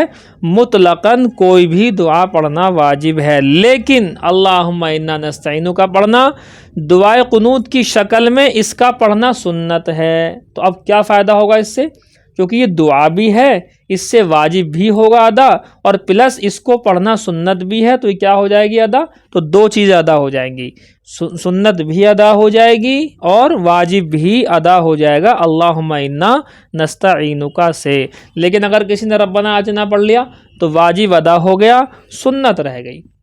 اس لیے کہ سنت کیا تھا؟ اللہم انا نستعینک والی دعا پڑھنا. سمجھ میں آئی کسی کی یہ بات؟ دماغ گھوما؟ ہاں. دیکھو، دعائے قنوت تو ہے واجب، مگر ہم دعائے قنوت کو کیا سمجھتے ہیں؟ اللہم انا نستعینک، اس کو ہم دعائے قنوت سمجھتے ہیں. بات سمجھ میں آئی نہیں؟ حالانکہ دعائے قنوت سے مراد ہے کوئی بھی دعا. اگر آپ نے اللہ اکبر تیسری رکعت میں ہاتھ اٹھا کر کے نیت باندھی ہے، اب تیسری رکعت وتر کی، اور اس کے بعد کوئی بھی دعا آپ نے پڑھ دی، قرآن و حدیث کی کوئی بھی دعا، تو آپ کا دعائے قنوت کا واجب ادا ہو جائے گا. لیکن سنت چھوٹ گئی. کیا چھوٹی ہے آپ کی؟ سنت چھوٹ گئی. کیوں؟ اس لیے کہ دعائے قنوت کی شکل میں اللہم انا نستعینک اس والی دعا کو پڑھنا یہ سنت بھی تھا، تو اس سے واجب بھی ادا ہو جاتا ہے اور سنت بھی ادا ہو جاتی ہے. اگر آپ نے کوئی اور دعا پڑھ دی، اس سے واجب تو ادا ہو جائے گا لیکن سنت رہ جائے گی. بتاؤ کس کس کی سمجھ میں آئی یہ بات؟ لیکن آپ کو عوام سے نہیں کہنا. عوام میں کیا بولنا ہے؟ دعائے قنوت پڑھنا واجب ہے، جیسا کہ اللہم انا نستعینک و نستعین. بات سمجھ ماری نہیں؟ ان کو زیادہ الجھانے کی ضرورت نہیں، یہ تو میں آپ کو بتا دیا. عوام کو صرف اتنا کہو دعائے قنوت پڑھنا واجب، اور بات بھی صحیح، غلط تھوڑی ہے. دعائے قنوت پڑھنا کیا ہے؟ واجب ہے. اور اس کی جگہ اللہم انا نستعینک ہی بولو، انہیں یاد کراؤ تاکہ جو ان کی نماز بڑھیا ہو. انہیں یہ والا مسئلہ بیان کرنے کی ضرورت نہیں ہے کہ اگر آپ نے دعائے قنوت اللہم انا نستعینک نہیں پڑھی، اس کی جگہ آپ نے ربنا آتنا پڑھ لی ہے، تب بھی دعائے قنوت آپ کا ادا ہو چکا ہے. چونکہ ایک سنت تو پھر بھی چھوٹ رہی ہے نا، ایک سنت چھوٹ رہی ہے. تو ہم چاہتے ہیں کہ واجب بھی ادا ہو اور سنت بھی ادا ہو. ہاں، اب یہ مسئلہ سنو.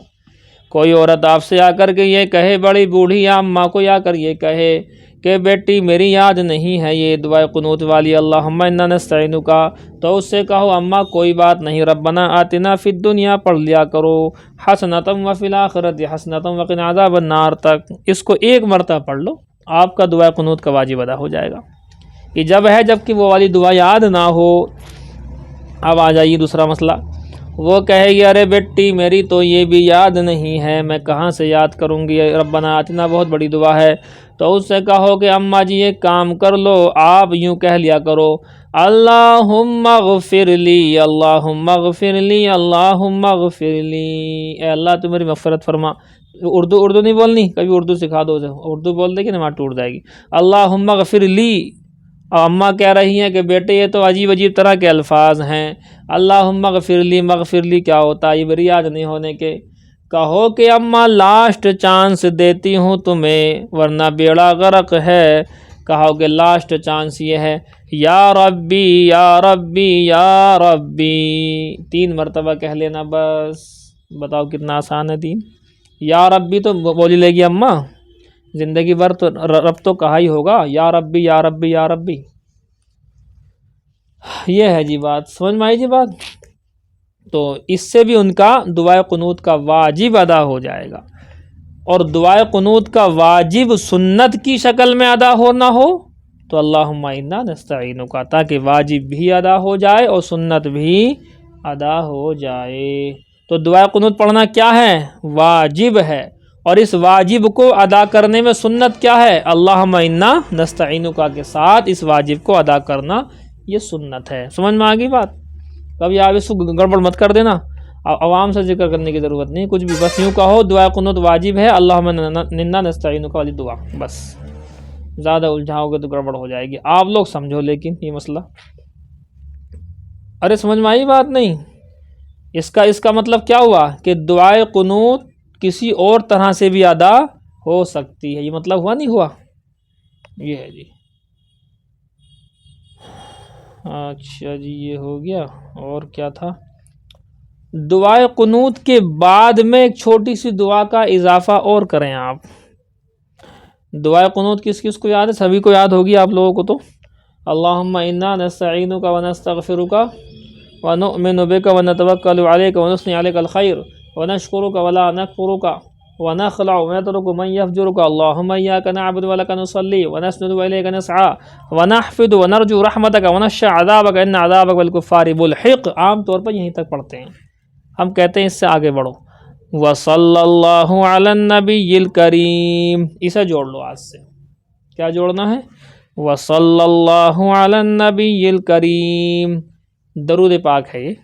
وصلی اللہ علی النبی الکریم. کتابوں میں لکھا ہے کہ ان عذابک بالکفار ملحق کے بعد میں اگر وصلی اللہ علی النبی الکریم بھی پڑھ لیا، وصلی اللہ علی النبی لکھنا، اعلیٰ آ رہا ہے نا، علی النبی الکریم، اس کو پڑھنا مستحب ہے. لو جی ایک مستحب آپ کو یہ بھی ملا ہے. یہ ایسا مستحب ہے کہ مردہ پڑا ہوا ہے، لوگ اس پر عمل نہیں کرتے. ہمارے کہنے سے چند لوگوں نے اس کے اوپر ہمارے گاؤں میں عمل شروع کیا ہے. تو مردہ مستحب ہے، اس کو زندہ کرنے کی کوشش کرو. ان عذابک بالکفار ملحق وصلی اللہ علی النبی الکریم. اجی یہ بھی یاد نہ ہو صلی اللہ علیہ وسلم، یہ تو یاد ہوگا. درود شریف کا ہے اصل معاملہ تو یہاں.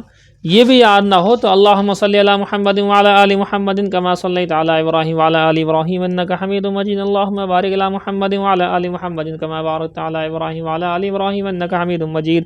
یہ بھی درود شریف ہے بڑی والی. درود شریف پڑھنا ہے یہاں پر بس. یہ تو میں نے آپ کو چھوٹی درود شریف بتا دی. وصلی اللہ علی النبی الکریم درود شریف کا اصول ہے وہاں. چلیے بہرحال ایک نیا مستحب آپ کو ملا ہے. یہ شاید آپ میں سے کسی کو ہو معلوم، یہ آپ سے پہلے ہی پتہ ہوگا جہاں تک امید ہے. چلیے بس تو یہ ہاں 7 باہر کے 6 اندر کے ہو گئے پورے. اور کوئی سنا دو جی ایک مرتبہ. 13 فرائض یہ چیزیں یاد ہونی چاہیے. اب 14 واجبات ہیں اور آپ نے 18 تک پڑھے ہیں. ویسے تو نور الاضاء کے اندر 18 تک پہنچ جاتے ہیں وہ. یہ یاد ہونے چاہیے. 18 سنتیں ہیں وضو کی، وہ یاد ہونی چاہیے. نماز کی 51 سنتیں یاد ہونی چاہیے. ان میں سے 21 کے اندر 51 کو پرو دیا گیا ہے. جو تعلیم الاسلام کے اندر 21 لکھی ہیں وہ کئی ایک کے اندر کئی ہیں، وہ 51 ہی ہو جاتی ہیں گھوم پھر کر. یہ چیز یاد ہونی چاہیے. یہ ہے بہرحال. چلیے بہرحال یاد ہے آپ لوگوں کو، محنتی بچے ہیں آپ. مشکوٰۃ الآثار حدیث نمبر 268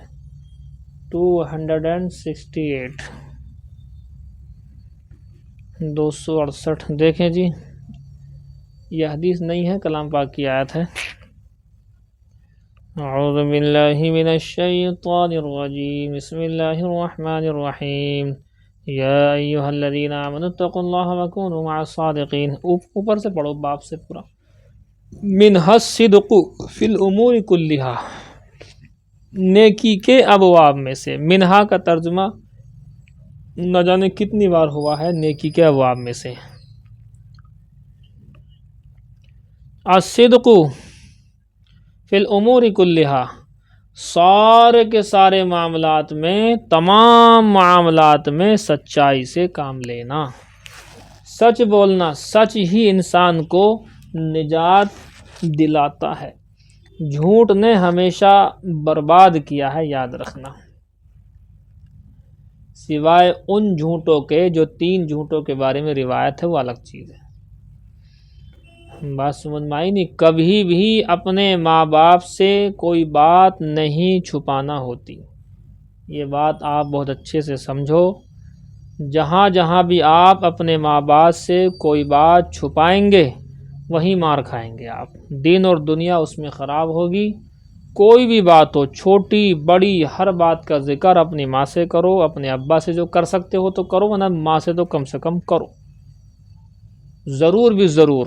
راستے میں جاتے آتے کے بھی حالات، یہاں بیٹھنے کے بھی حالات، کیسے پڑھتے پڑھاتے ہیں یہ بھی حالات، کس طرح پڑھتے پڑھاتے ہیں یہ بھی حالات، کسی سے کوئی جھگڑا لڑائی ہو گئی ہے یہاں پر، یہ باتیں بھی، ٹوٹل چھوٹی موٹی باتیں گھر بتاؤ، کوئی بات گھر والوں سے مت چھپاؤ۔ جن بچیوں نے آج تک اپنے ماں باپ سے بات چھپائی ہے، انہوں نے نقصان اٹھایا ہے، دین اور دنیا کو انہوں نے خراب کیا ہے۔ یہ بات بیچ میں آ گئی، دیکھو، منہا الصدق فی الامور کلہا، نیکی کے ابواب میں سے ہے سچ بولنا ہر کام میں، اور سچی بات بولنی چاہیے۔ ماں باپ ہی ہوتے ہیں۔ پیچھے ایک صاحب کے یہاں خبر لگی، لڑکی جو ہے کسی جگہ پر کام کے لیے گئی، کام دھام کر رہی تھی وہاں، اب کام جاب نہیں لگی تو پھر وہ کرایہ ورایہ زیادہ ہو گیا روم کا، کھانے خرچے کا خرچہ بھی جو ہے جہاں تہاں سے قرض لے لیا، پھر بینک سے لون لے لیا پڑھائی کے لیے، تمام اس چیزوں کے لیے، اب قرضہ ہو گیا بہت زیادہ۔ ماں باپ یہ سمجھ رہے ہیں کہ شاید وہ جاب کر رہی ہے، اب کچھ نہ کچھ بھیجے گی، امید ہوتی ہے، لیکن بہرحال نہ یہاں پیسہ نہ کچھ، بلکہ الٹا ہو گیا قرضہ، بینک کا لون ہو گیا بہت زیادہ۔ وہ لڑکی پریشان اتنی ہوئی کہ اس نے خودکشی کی کوشش کری، بس خودکشی کی کوشش کر ہی رہی تھی تو کسی نے دیکھ لیا، دیکھنے کے بعد جو ہے اسے سمجھایا کہ بھی یہ کام غلط ہے، کہنے لگے میں کیا کروں بتاؤ، اتنا بڑا قرضہ ہے، ماں باپ میرے غریب ہیں، کہاں سے کریں گے، کیا کریں گے، کیسے کریں گے، اس سے بہتر ہے کہ میں مر جاؤں، کہ مرنا اس کا علاج نہیں ہے۔ سمجھایا بجھایا، بہرحال اس کی سمجھ میں آئی، اس کے ابا کو فون لگایا، اور اس کے ابا نے جو ہے، ظاہر سی بات ہے، باپ ہوتا ہے بھائی، صاف صاف بتا دیا کہ ابو آج تک بات نہیں بتائی، میرے نہ کوئی جاب لگی ہے، میں یہاں روم کا قرضہ ہے، بینک سے قرضہ لیا وہ قرضہ ہے، تو باپ کا سینہ بڑا ہوتا ہے بھائی، باپ نے کہا بیٹے اس میں کیا ٹینشن ہے، آتے ہیں حالات، تم گھر آؤ میں کروں گا۔ ایسا کہنے سے اس کا جو ہے ایک دم سے دل بھر آیا، روئے دونوں۔ تو بہرحال یہ چیز ہے نا، اس طرح کی واقعات بہت پیش آ رہے ہیں ہندوستان کی گلی گلی میں، آپ کو مل جائیں گے اس طرح کے کیس۔ یہ تو سچائی انسان کو جو ہے محفوظ رکھتی ہے، اگر سچ بولتے تو کچھ نہ کچھ حل اس کا انشاءاللہ نکل جاتا ہے۔ ماں باپ کو بیان کر دیتے، ابھی جو میں نے آپ سے بولا تھا کہ جو ایک لڑکی نے خودکشی کی ہے بجنور کے آگے، ٹرین کے آگے جا کود کر کے، خبر لگ گئی ہوگی آپ کو، عالمہ ہی تھی وہ، لیکن بہرحال کچھ خطا غلطی ہوئی ویڈیو وغیرہ کے ذریعے اس طریقے سے، تو اس کو بول دینا چاہیے تھا گھر، یہ بہت بڑی غلطی ہے، گھر بول دو، انسان سے غلطی ہو جاتی ہے، گناہ ہو جاتے ہیں، کچھ بھی ہے اپنے ماں باپ سے یا اپنے کم سے کم اپنی ماں سے فل ڈیٹیل میں بتاؤ، ہر بات بتاؤ، ایک ایک بات ماں کو بتاؤ، کہ ماں کے ذریعے باپ تک پہنچ ہی جائے گی، لیکن ماں کو بتاؤ، کوئی بات نہ چھپاؤ، سچائی انسان کو جو ہے نجات دیتی ہے۔ اگر اس طرح سے چھپا کر کے رکھو گے تو اس میں الجھن بھی ہے، پریشانی بھی ہے، وہ مسئلہ آپ سے حل بھی نہیں ہوگا۔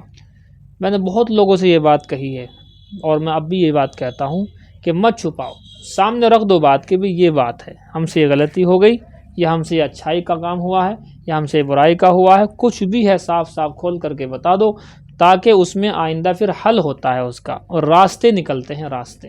جو لڑکیاں اپنے ماں سے اپنی کوئی بات کو جو ہے شیئر نہیں کرتی ہیں، چھپاتی نہیں ہیں، اور جو ہے چھپا کر کے رکھتی ہیں، ہمیشہ انہوں نے نقصان اٹھائے ہیں، بار بار کہہ رہا ہوں آپ سے بات۔ چلیے بہرحال یہ بیچ میں ایک بات آئی ہے، اس کو آپ جو ہے اپنے آپ اس کو سمجھیں۔ آپ دیکھیے، نیکی کے ابواب میں سے یا تمام معاملات کے اندر سچائی بولنا، قال اللہ تعالیٰ، اللہ تعالیٰ نے بھی ارشاد فرمایا ہے، یا ایھا الذین آمنوا اتقوا اللہ وکونوا مع الصادقین، اے ایمان والو اللہ سے ڈرتے رہو اور نیک اور سچے لوگوں کے ساتھ ہو جاؤ۔ سچوں کے ساتھ رہو گے تو سچ بولو گے، اور بروں کے ساتھ رہو گے تو برائی یعنی جھوٹ بولو گے۔ یہ بہت ہو رہا ہے۔ عن عبداللہ بن مسعود قال قال رسول اللہ صلی اللہ علیہ وآلہ وسلم، حضور صلی اللہ علیہ وآلہ وسلم نے ارشاد فرمایا، علیکم بالصدق، کہ تمہارے اوپر سچ بولنا لازم ہے۔ سچائی کو پکڑو لازمی طور پر، سچائی کو مضبوطی کے ساتھ پکڑو۔ کیوں؟ فإن الصدق یہدی الی البر، فرماتے ہیں بے شک سچائی انسان کو نیکی تک پہنچا دیتی ہے۔ وإن البر یہدی الی الجنہ، اور نیکی ہی انسان کو پہنچاتی ہے جنت تک۔ وما یزال الرجل یصدق، اور برابر انسان سچ بولتا رہتا ہے، ہمیشہ سچ بولتا رہتا ہے۔ ویتحری الصدق، اور سچائی کا ارادہ کرتا رہتا ہے، ہر جگہ سچ بولتا ہے تو کیا ہوتا ہے اس کا؟ حتیٰ یکتب عند اللہ صدیقا، فرماتے ہیں پھر اس کو اللہ کے پاس میں صدیق لکھ دیا جاتا ہے۔ سچوں کا سچا، امانت دار، سچائی والا اس کو جو ہے لکھ دیا جاتا ہے، مہا سچا جسے کہتے ہیں، مہا سچا لکھ دیا جاتا ہے۔ وَإِيَّاكُمْ وَالْكِذْبَ، اور جھوٹ سے بچو، جھوٹ سے بچو۔ فَإِنَّ الْكِذْبَ يَهْدِي إِلَى الْفُجُورِ، اس لیے کہ بے شک جھوٹ انسان کو برائی کی طرف، نافرمانی کی طرف لے جاتا ہے۔ وَإِنَّ الْفُجُورَ، اب دیکھو جھوٹ لے جاتا ہے نافرمانی کی طرف، ٹھیک نہیں بتائیں گے گھر، جھوٹ بولیں گے گھر۔ میں آپ کو اس کی مثال دیتا ہوں، کئی جگہ سے خبر ہے اس طرح کی، آپ لوگوں کی تو نہیں، مطلب مدارس کی تو عام طور پر ایسا نہیں ہوتا، لیکن اسکولوں کی یہ مطلب یہ ہے، مطلب 50-60% کی خبر ہے۔ گھر سے گئی ہیں اسکول کے لیے، لیکن اسکول نہیں گئی ہیں، وہ کسی اور جگہ گئی ہیں۔ ان سے پوچھا کہاں گئے تو اسکول گئے۔ گھر سے گئی ہیں کالج کے لیے، لیکن وہ وہاں پر نہیں پہنچی ہیں، اور نہ پتہ ہے کسی کو۔ تو ایسا بہت ہو رہا ہے، کہیں کہاں کہاں جا رہی ہیں، کوئی ہوٹلوں میں ہے، کوئی کہیں ہے، اللہ حفاظت فرمائے۔ گھر والے پوچھتے ہیں ہم تو یہیں تھے، یہیں گئے تھے، یہ جھوٹ ہے۔ فَإِنَّ الْكِذْبَ يَهْدِي إِلَى الْفُجُورِ، اس لیے کہ جھوٹ بولنا برائی تک پہنچاتا ہے، گناہ تک پہنچاتا ہے۔ وَإِنَّ الْفُجُورَ يَهْدِي إِلَى النَّارِ، اور یہی گناہ انسان کو پہنچاتا ہے جہنم تک۔ یہ میں آپ سے کہہ رہا تھا، دین دنیا دونوں کے دونوں خراب جو ہوتے ہیں وہ اس طرح سے ہوتے ہیں۔ ابھی کی بات ہے، کل پرسوں ہی کی بات ہے، دارالعلوم دیوبند وقف ہے، آپ جانتے ہیں دارالعلوم دیوبند وقف دیوبند میں، اس کے گیٹ کے سامنے 2 مسلم لڑکیاں غیر مسلم کے ساتھ تھیں وہاں پر، اور وہ وہیں کی تھیں، اور وہاں پھر اس کا لوگوں نے دیکھ لیا، اور مطلب پہچان ہو ہی جاتی ہے کہ اس کی بیٹی اور اس کی بہن ہے۔ اس کی ویڈیو وغیرہ بنائی، اس کے بھائی کو فون کرا، اسے بلایا ہاتھوں ہاتھ، اس کا بھائی آیا، اس کے بھائی نے وہیں پیٹا، سب کے سامنے اسے پیٹا کہ میں تجھ سے کیا کہوں، میں تجھے بہن کہتے ہوئے جو ہے اس بات کو شرم محسوس کر رہا ہوں، تو نے کیا کیا ہے۔ بہت اس نے جو ہے برا بھلا کہا وہاں۔ بہرحال یہ ہو رہا ہے، گھر سے کہہ رہی ہیں فلاں جگہ جا رہی ہیں، مارکیٹ، شاپنگ، فلاں فلاں فلاں، اور کہاں کہاں جا رہی ہیں۔ تو جھوٹ ہے نا دل دماغ کے اندر، تو جھوٹ تو گناہ تک پہنچاتا ہے، جھوٹ کیوں ہدایت دے گا۔ وَإِنَّ الْفُجُورَ يَهْدِي إِلَى النَّارِ، فرماتے ہیں، اور یہی جھوٹ، یہی نافرمانیاں لے جاتی ہیں جہنم کی طرف۔ وَمَا يَزَالُ الرَّجُلُ يَكْذِبُ، فرماتے ہیں کہ برابر انسان ہمیشہ جھوٹ بولتا رہتا ہے۔ وَيَتَحَرَّى الْكِذْبَ، اور جھوٹ کا ارادہ کرتا رہتا، ہمیشہ ہر بات میں جھوٹ بولتا ہے انسان، مرد ہو یا عورت ہو، تو کیا ہوتا ہے اس کا رزلٹ؟ حَتَّى يُكْتَبَ عِندَ اللَّهِ كَذَّابًا، یہاں تک کہ لکھ دیا جاتا ہے اللہ کے نزدیک اس کو مہا جھوٹا، اس کو مہا جھوٹا لکھ دیا جاتا ہے۔ جھوٹوں کا جھوٹا، مہا جھوٹا، جھوٹن کی جھوٹن، مہا جھوٹن، لیڈیز کے حساب سے کہا۔ یہ بہت ہی غلط بات ہے، جھوٹ بولنا۔ ماں باپ سے خاص طور سے بتائیے، وہ ماں باپ جنہوں نے پال پوس کر کے مطلب بڑا کیا ہے، راتوں کو جاگے ہیں تمہارے عیش و آرام کے لیے، تاکہ بالک بچے صحیح طرح کھا لیں پی لیں۔ باپ کہاں کہاں گیا، پیروں میں زخم ہو گئے، چھالے پڑ گئے، ماں نے راتوں کو جاگ کر کے پالا ہے۔ یہ سب کچھ کرنے کے بعد ذرا سے تم بڑے ہو گئے، بس باتیں جو ہے چینج ہو گئی، اپنے ماں باپ سے وہ باتیں چھپاتے ہیں، بعد میں نقصان ہوتا ہے۔ تو کوئی بات نہیں چھپانی، اپنی ماں سے اپنے دوست کی طرح سے رہو، ماں کو بناؤ فرینڈ۔ یہ آپ سے الگ سے ایک بات بتا رہا ہوں، ماں کو کیا بنانا؟ فرینڈ بنانا، فرینڈ۔ سب سے بہترین جو ہوتی ہے لڑکی کے لیے، ماں اس کی ہوتی ہے فرینڈ، اور لڑکے کے لیے اس کا باپ ہوتا ہے فرینڈ۔ یہ سب سے بہترین فرینڈ ہیں، کیونکہ یہ جو مسئلہ حل کر سکتے ہیں۔ تو جو کیا بولتے ہیں، ایرے گہرے نتھو خیرے ہوتے ہیں نا، دوست ایرے گہرے نتھو خیرے، سہیلیاں ہوں یا دوست ہوں، یہ جتنا معاملہ خراب کرتے ہیں بس اللہ کی پناہ ہے۔ اس لیے اگر دوست بنانا ہو تو اپنی ماں کو بناؤ، ماں سے شیئر کرو بات، وہ انشاءاللہ کچھ نہ کچھ حل ضرور دے دیں گی۔ ان کی عمر گزری ہے، تمہیں دیکھا ہے بچپن سے لے کر کے بڑے تک، تمہارے مزاج کو سمجھا ہے۔ لڑکا ہو تو اپنے باپ سے کہو، باپ سے کہیں گا تو انشاءاللہ بہت ہی اچھا رزلٹ آئے گا۔ باپ اس بات کو سمجھے گا کہ میرے بیٹے کا مزاج یہ ہے، اب اس رخ پر ہے تو اس کو ایسے ایسے میں ہینڈل کر سکتا ہوں۔ باپ ہزاروں کے سامنے کھڑا ہو جائے گا۔ اگر بیٹے نے کوئی خطا غلطی بھی کر دی ہے تو اس کو صحیح کرنے کے لیے، صحیح مطلب یہ اس غلطی کا بھگتان کرنے کے لیے 1,00,000 لوگ سے لڑ جائے گا وہ باپ اپنی اولاد کے لیے، اتنا بڑا جگر ہوتا ہے باپ کا۔ تو بہرحال دوستی، اگر دوستوں کی طرح سے بات چیت کرنی تو اپنی ماں سے کرنی چاہیے، اپنے باپ سے کرنی چاہیے، لڑکے کو باپ سے، ماں کو جو ہے جو بیٹی کو ماں سے، اس کا بہت بڑا فائدہ ہے۔ بہرحال بس یہ رہنے دو۔ حتیٰ یکتب عند اللہ کذابا، یہاں تک کہ لکھ دیا جاتا ہے اللہ کے نزدیک اس کو مہا جھوٹا، اسے مہا جھوٹا لکھ دیا جاتا ہے۔ بس یہ کچھ باتیں سائڈ سے آ گئی ہیں، ان کو بھی غور کر لینا ہے، تو اسی کے تحت روایت سے ہی میں نے بتایا ہے، لیکن بہرحال اس کو جو ہے آپ ذہن میں بٹھاؤ۔ جی بخاری شریف دیکھیں، کتاب الانبیاء، قوم سمود کا ذکر، حضرت صالح علیہ الصلاۃ والسلام قوم سمود کی طرف بھیجے گئے تھے، انہی کا ذکر ہے۔ باب قول اللہ عز وجل، یہ باب ہے اللہ تعالیٰ کے قول کے بارے میں، اللہ تعالیٰ کے فرمانے عالی شان، وَإِلَىٰ ثَمُودَ أَخَاهُمْ صَالِحًا، اس کے بارے میں، وَإِلَىٰ ثَمُودَ یعنی أَرْسَلْنَا إِلَىٰ ثَمُودَ، بھیجا ہم نے قوم سمود کی جانب، اخاہم ان کے بھائی، صالحًا صالح علیہ الصلاۃ والسلام کو۔ یہ ہے جی، دیکھیں اللہ اکبر، لگ گیا جی فون آپ کا، دیکھو۔ وَقَوْلُهُ كَذَّبَ أَصْحَابُ الْحِجْرِ الْمُرْسَلِينَ، اصحاب حجر نے رسولوں کو، اصحاب حجر نے رسولوں کو جھٹلایا۔ الحجر کیا ہے جی؟ موضع سمود، قوم سمود کی جگہ کا نام ہے۔ وَأَمَّا حَرْثٌ حجر، حرث حجر کا جو ترجمہ ہے حرام کے معنی ہے، حجر معنی حرام ہے۔ وَكُلُّ مَمْنُوعٍ فَهُوَ حجر، ہر وہ چیز جو منع کی گئی ہے وہ حجر کے اندر آتی ہے۔ وَمِنْهُ، اور اسی لفظ سے حجرا مہجورہ بھی آتا ہے۔ والحجر، اور حجر کے معنی کلو بناء تبنی، یہ معنی بھی ہے ہر وہ عمارت جس کو تو بنائے، اس کے بھی آتے ہیں۔ وما حجرت علیہ من الارض، اور جو چیز زمین پر، زمین سے ملی ہوئی ہے، زمین سے ملی ہوئی جو جگہ ہوتی ہے، فہو حجر، اس کو بھی حجر ہی بول دیتے ہیں۔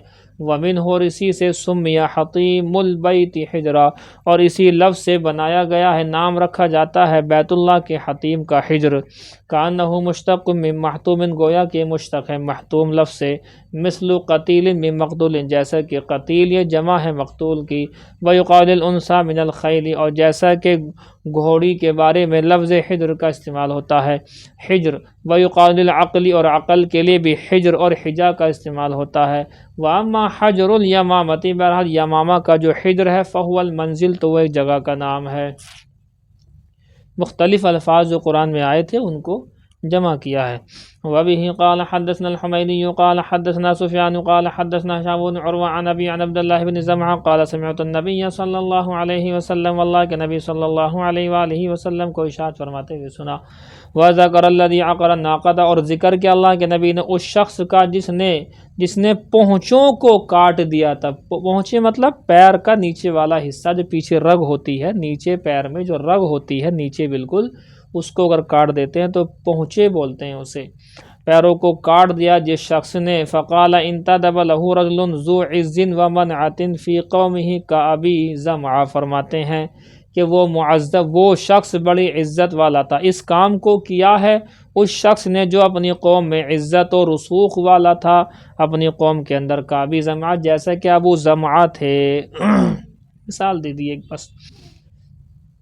اچھا جی، یہ ہو گئی۔ اس کا جو ہے یہ ابو زمعہ جو ہیں، یہ ان کا نام نوٹ کر لیجیے آپ، حاشیے وغیرہ میں لکھا ہوا ہے، اسود بن مطلب، جیسے یہ اپنی قوم کے اندر عزت والا شخص تھا اور بدر کے اندر یہ کافر ہونے کی حالت میں ہی مارا گیا۔ اسی طریقے سے صالح علیہ السلام کی اونٹنی کو قتل کرنے والا شخص کون تھا؟ قیدار بن سالف، نام نوٹ کریں، قیدار بن سالف۔ قیدار بن سالف تو یہ بھی اپنی قوم کا بڑا معزز تھا، مکرم تھا، لیکن بہرحال اس نے کیا یہ کام، پھر اللہ کا عذاب آیا اسی وجہ سے۔ وبه قال حدثنا محمد بن مسكين ابو الحسن قال حدثنا يحيى بن حسان بن حيان ابو زكريا قال حدثنا سليمان عن عبد الله بن دينار عن ابن عمر ان رسول الله صلى الله عليه وسلم لما نزل الحجر، فرماتے ہیں اللہ کے رسول صلی اللہ علیہ وسلم کا جب گزر ہوا حجر نامی مقام سے، وہ قوم سمود کی بستیوں سے گزر ہوا، فی غزوہ تبوک، غزوہ تبوک کا واقعہ ہے، امرہم، تو اللہ کے نبی صلی اللہ علیہ وآلہ وسلم نے حکم فرمایا صحابہ کرام کو، اللہ یشربوا من بیرہا، کہ وہ نہ پئیں کوئی پانی اس کنویں سے، ولا یستقوا منہا، اور نہ ہی اسے اور نہ ہی پلائیں اپنے جانوروں کو۔ فقالوا، صحابہ نے فرمایا، قد عجننا منہا، ہم نے تو اس سے آٹا بھی گوندھ لیا، واستقینا، ہم نے جانوروں کو پلا دیا۔ فامرہ النبی صلی اللہ علیہ وسلم ان یطرحوا ذلک العجین، اللہ کے نبی صلی اللہ علیہ وآلہ وسلم نے حکم دیا کہ اس آٹے کو اڑیل دو، پھینک دو، ویحرقوا ذلک الماء، اور اس پانی کو بکھیر دو۔ ويروى عن سبورة بن معبد وابي الشموس ان النبي صلی اللہ علیہ وسلم امر بالقاء الطعام، فرماتے ہیں کہ بے شک نبی صلی اللہ علیہ وسلم نے حکم فرمایا کھانے کے ڈالنے کا، کھانے کو پھینک دینے کا۔ وقال ابو ذر، تو حضرت ابو ذر نے فرمایا، عن النبی صلی اللہ علیہ وسلم، حضور سے فرمایا، من اعتجن بمائه، جس شخص نے اس پانی سے آٹا گوندا ہو، یعنی اس پانی سے آٹا گوندا ہے تو پھینکنا، اس پانی سے آٹا نہیں گوندا ہے تو نہیں پھینکنا۔ دیکھیے، ابھی قال حدثنا ابراہیم المنذر قال حدثنا انس بن عیاض عن عبید اللہ عن نافع ان عبد اللہ بن عمر اخبرہ ان الناس، فرماتے ہیں حضرت عبداللہ بن عمر سے روایت، انہوں نے خبر دی اس بات کی کہ بے شک نبی صلی اللہ علیہ وآلہ وسلم، کہ بے شک لوگ نزلوا مع رسول اللہ صلی اللہ علیہ وسلم، اترے رسول اللہ صلی اللہ علیہ وسلم کے ساتھ تھے، ارض سمود الحجر، حجر نامی قوم سمود کی جگہ سے، واستقوا من بیارہا، اور انہوں نے ان کے کنووں سے پانی پلا لیا، اکٹھا کر لیا، واعتجنوا بہ، اور اس سے آٹا بھی گوندھ لیا تھا۔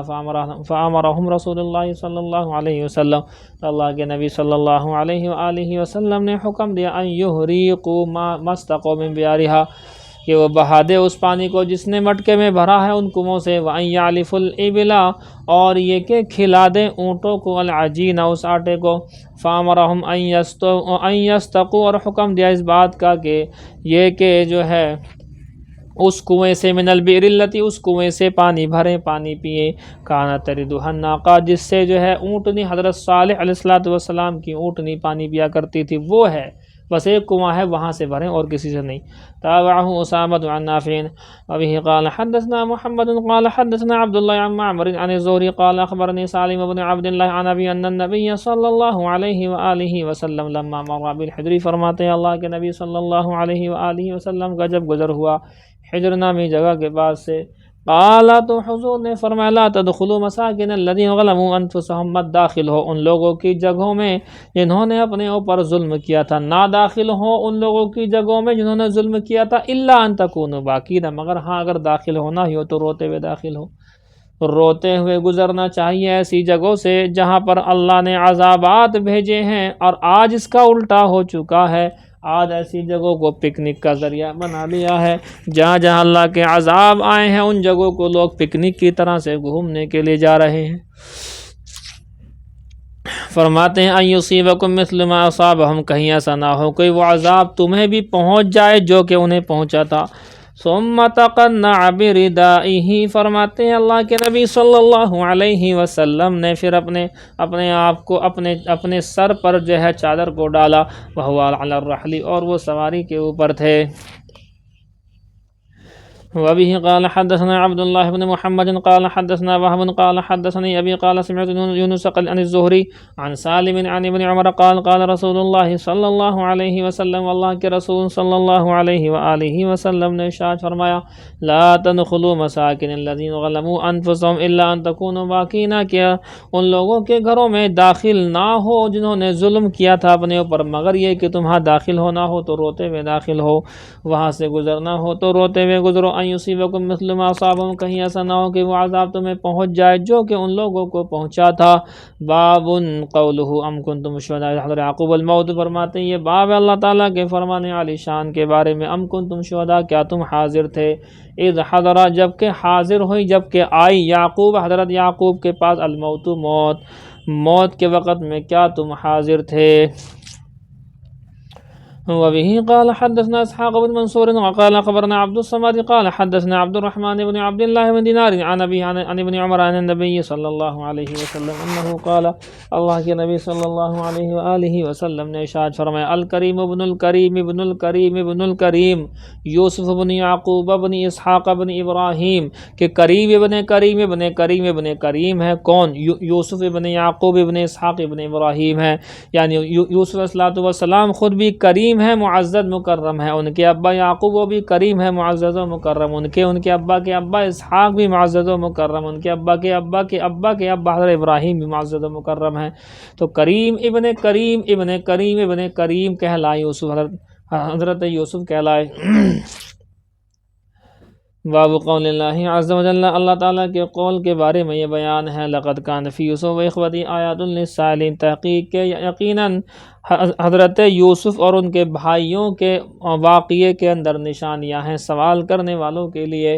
آپ کو یاد ہوگا یہودیوں نے قریش کے ذریعے سے کہا تھا کہ اگر وہ نبی ہیں تو 3 سوال کر لو، 3 سوال کا جواب دے دیں گے تو نبی، ورنہ نہیں۔ ہے کسی کو ذہن میں؟ ایک سوال یہ تھا کہ حضرت یعقوب علیہ السلام کیسے مصر پہنچے، حضرت یوسف کیسے مصر پہنچے، پورا واقعہ اسی میں آ گیا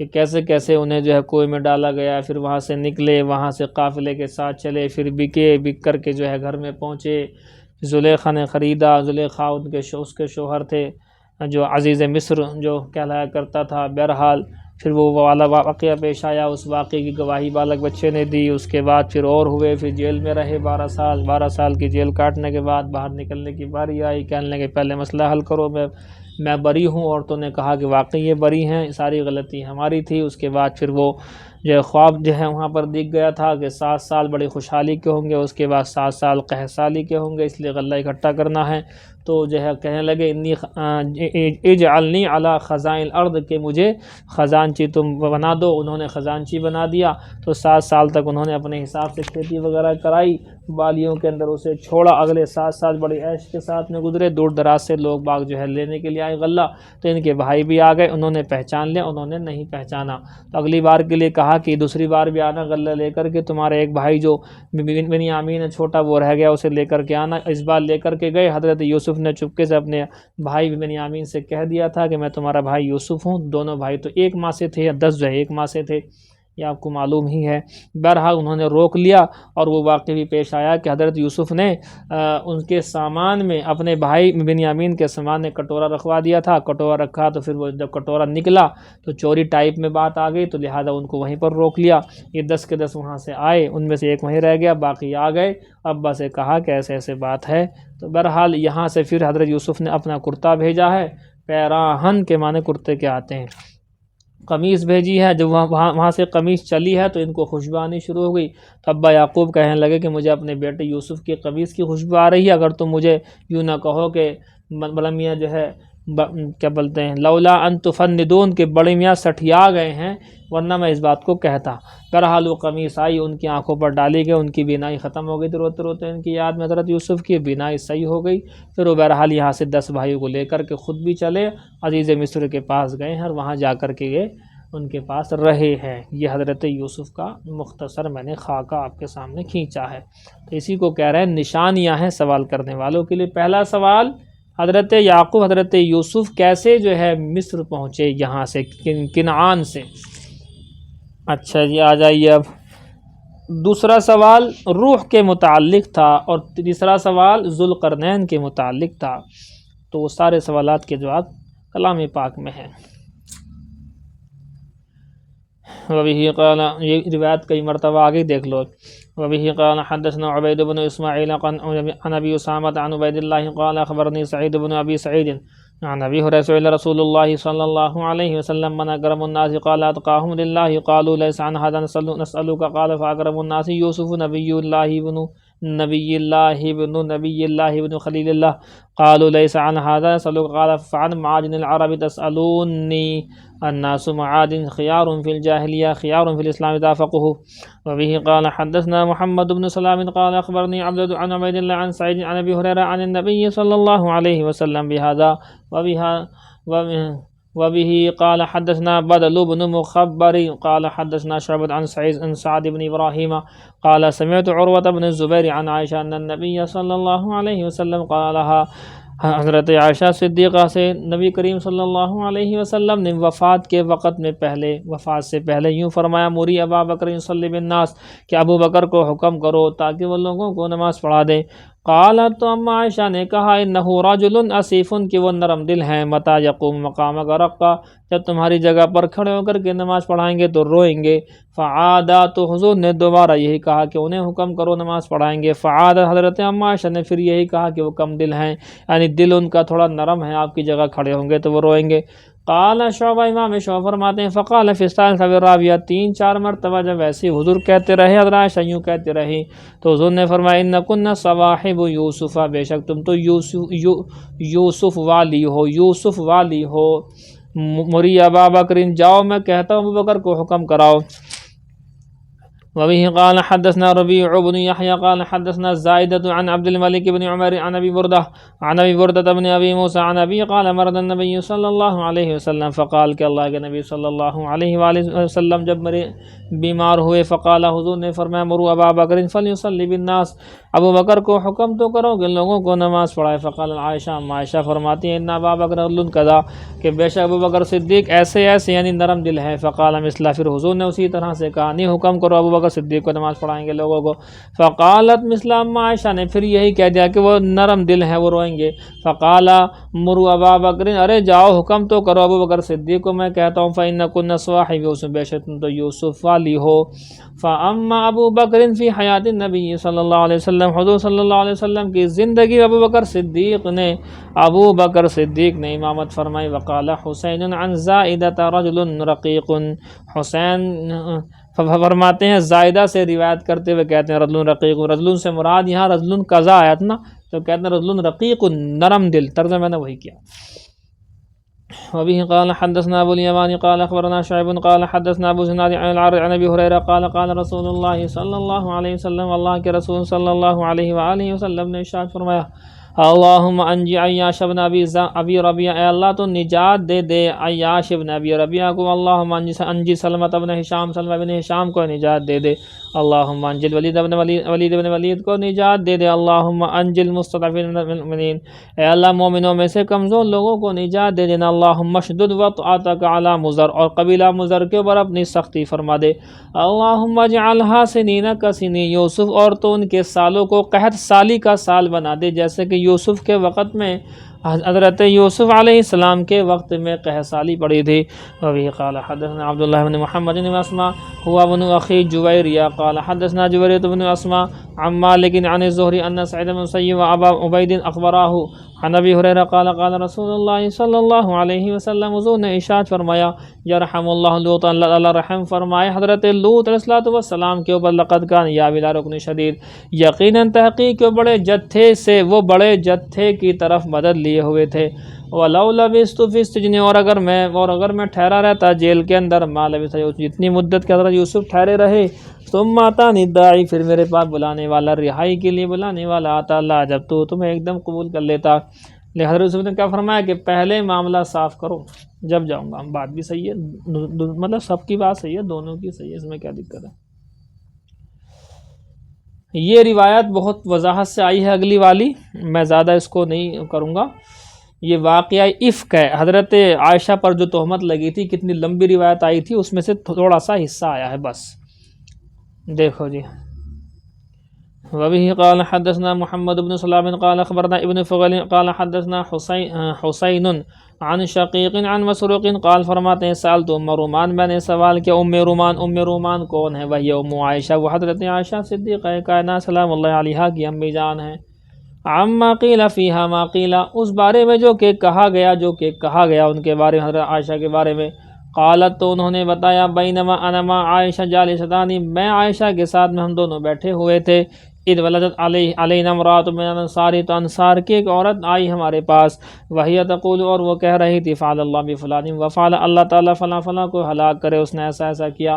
قالت، تو کہنے لگی فقلت، تو میں نے کہا لما، کیا ہو گیا، کیوں ایسا کہتی ہو. قالت، تو اس عورت نے بتایا انہ نما ذکر الحدیث، بے شک وہ ایسی باتوں کو پھیلا رہا ہے. فقالت عائشہ، حضرت عائشہ صدیقہ کائنات نے پوچھا ایو حدیث، نے جی کون سی بات ہے. فاخبرتھا، تو اس عورت نے ساری کی ساری باتیں بتا دی کہ ایسے آپ کے اوپر تہمت لگائی ہے. قالت، فرماتے حضرت عائشہ نے یہ سن کر کے بھونچکی رہ گئیں، یعنی حیران و ششدد رہ گئیں، اور کہنے لگی فسمعوا ابو بکر رسول اللہ صلی اللہ علیہ وسلم، کیا اس بات کو ابو بکر صدیق در حضور صلی اللہ علیہ وسلم نے بھی سن رکھا ہے، کیا کہ انہیں بھی پتہ ہے. قالت، اس عورت نے کہا ہاں سب کو پتہ ہے. فخرت مغشیا علیہا، تو بے ہوش ہو کر کے حضرت عائشہ صدیقہ کائنات گر گئی. فما فقط الا وعلیہ حما بنافذ، فرماتے ہیں جب ان کو افاقہ ہوا، ہوش آیا، تو ان کو توڑنے والا بخار تھا، سخت بخار تھا.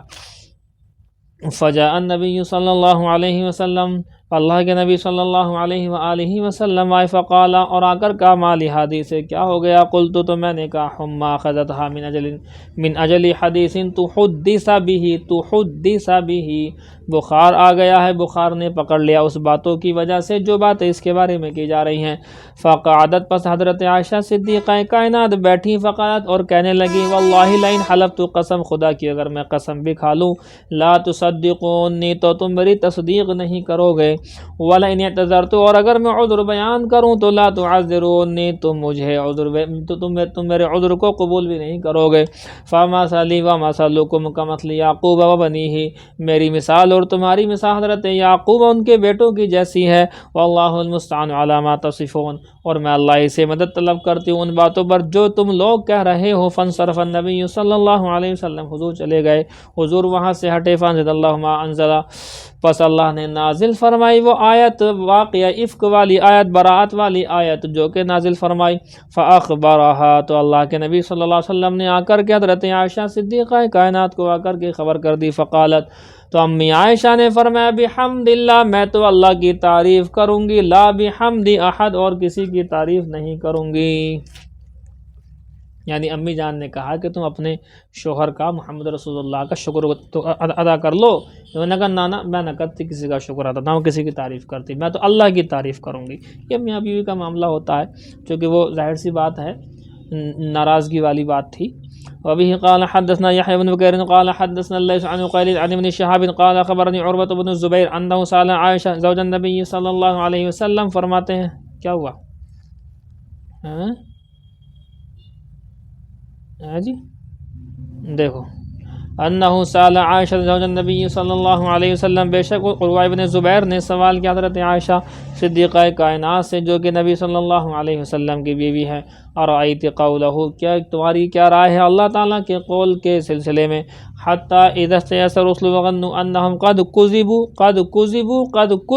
کیا لفظ ہے یہ انہوں نے پوچھا تھا. یہاں تک کہ جب رسول نا امید ہو گئے اس بات سے اور گمان کرنے لگے کہ بے شک وہ جھٹلا دیے گئے. او کذبوا، یا جھٹلا دیے گئے. قالت، کہنے لگی بل کذبہم قوم، بلکہ ان کی قوم نے انہیں جھٹلا دیا. فقلت، میں نے کہا واللہ قسم خدا کی، لقد استیقنوا، یقیناً ان کو تحقیق کیا، ان کو یقین تھا اس بات کا کہ ان قومہم، کہ بے شک ان کی قوم نے کذبوا، جھٹلایا ان کو. وما ہوا بالظن، وہ تو ظن سے نہیں تھا، گمان نہیں تھا. فقالت یا عریہ، کہا کہ اے پیارے بھانجے عروہ، لقد استیقنوا بذلک، یقیناً ان کو اس بات کا یقین تو تھا. قلت، میں نے کہا فلعلھا کذبوا، کہ شاید کہ کذبوا لفظ ہو. قالت معاذ اللہ، کہنے لگی اللہ کی پناہ، لم تکن رسل تغن ذلک بربھا، کہ کوئی بھی رسول اپنے رب کے ساتھ میں ایسا گمان نہیں کر سکتا. واما ھذہ الآیہ، قال فرماتے ہیں بہرحال یہ آیت ہے، ہم اتباع الرسل، کہ وہ ان رسولوں کے متبعین کے سلسلے میں ہیں، الذین آمنوا برب، جو رب پر ایمان لائے، وصدقوہم، اور تصدیق کی ان کی، وطال علیہم البلاء، اور ان پر مصیبتیں بہت لمبی ہو گئیں، بہت دنوں تک رہ گئیں، واستاخر عنہم النصر، و مدد جو ہے ان سے مؤخر ہو گئی، حتی اذا استیأست منہم، یہاں تک کہ وہ نا امید سے ہو گئے ان لوگوں سے جنہوں نے جھٹلایا تھا، کذبہم من قوم، ان کی قوم سے، وَظَنُّوا أَنَّ أَتْبَاعَهُمْ كَذَّبُوهُمْ، اور گمان کیا انہوں نے کہ بے شک ان کے متبعین نے جھٹلا دیا ان کو، جاءہم نصر اللہ، تو اللہ کی مدد آ گئی۔ قال ابو عبداللہ، استیأسوا کے معنی استفعلوا ما من یئست، کے کیا انہوں نے وہ کام جو کہ نا امیدی میں ہوا کرتا ہے، کہ استفعلوا کہ تم کرو، تم اس استیأسوا کے معنی ہے نا امید نہ ہونا، منہ ای من یوسف، کہ یوسف کے سلسلے میں نا امیدی کا شکار نہ ہو، لا تیأسوا من روح اللہ، اللہ کی رحمت سے نا امید نہ ہو، معنی من الرجا، امید رہنی چاہیے۔ وبه قال حدثنا قال حدثنا عبد الصمد عن عبد الرحمن عن ابي عن ابن عمر عن النبي صلی اللہ علیہ وسلم قال، یہ روایت ابی اوپر آئی ہے، الکریم ابن کریم ابن الکریم ابن الکریم یوسف ابن یعقوب ابن اسحاق ابن ابراہیم علیہم الصلوات والتسلیمات۔ یہ ہے جی باب قول اللہ عز وجل وایوب اذ نادى ربه، بس جی اتنا ہی رہے تھے، کتنا ہوا، ایک آدھا صفحہ ہوا۔